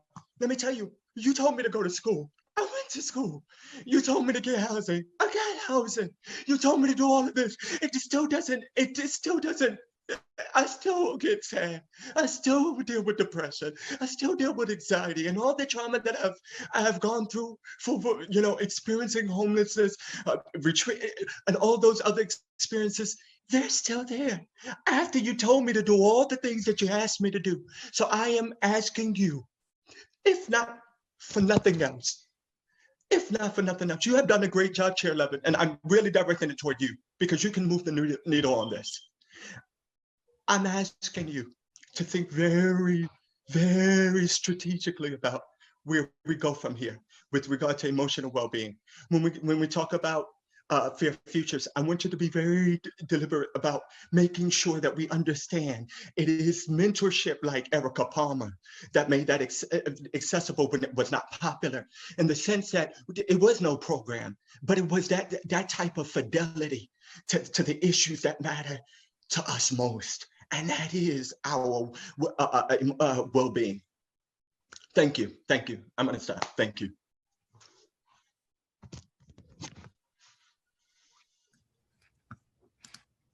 Thank you so much, Jamel. I think Chair Levin. Oh, yeah, thank you, Jamel. Thank you for, congratulations first off on your working towards your master's. That's very exciting, and thank you for your testimony. Thank you for centering this conversation in a way that it wasn't before, and so nice to be able to, on my Zoom screen, you're right next to Erica, your two screens, and so that was very heartening to hear that. I didn't know that that story, but it was nice to for you to express that, and for all of us to know. So, and again, it's nice to see you, and thank you for your. But are you going to address You're going to address? Yes. Okay, I want to be very clear that because I think that's what happened before. We didn't get to kind of. I really want to make sure that. Okay. Yes, and let's keep talking. Keep talking after the hearing. Gotcha. Thank you, Jamel. Thank you. Thank you. I see. I think Joyce wanted to add something as well. Is that correct, Joyce? Do you have your hand raised? I do. I just want to say thank you for your moving and compelling testimony, Mr. Robinson. And I would love to be in touch with you. And Mr. Levin, I just want to say this is what I speak about when I say we sit here today listening to what ACS is telling us. But we have to hear from the people who have experienced this, because I'm sure Mr. Robinson didn't come into care with these many issues. I believe many of them happened in care, and he's nodding his head yes. And with that being said, we got to stop removing children under the guise of protecting them and causing these type of outcomes, receiving more monies at the foster care home because the child is deemed now to have a mental health issue that they caused. Then we sit here today and talk about all of the things that they're correcting without ever speaking about the fact that they caused it. Thank you, Mr. Robinson. Thank you. Thank you, Joyce. Okay, does anyone else wish to testify? Okay. If anyone else does, if we inadvertently missed anyone who wishes to testify at this time, you can use the Zoom raise hand function, and we'll call on you at this time if we've missed you. Okay, seeing none, I want to thank everybody for your testimony today. We all have a lot of work left to do, and certainly you have my commitment that I will be here with you all until my last day as chair, to try to get as much done as possible. And I want to thank again everybody for your amazing dedication. With that, at 1:43 p.m., this hearing is adjourned.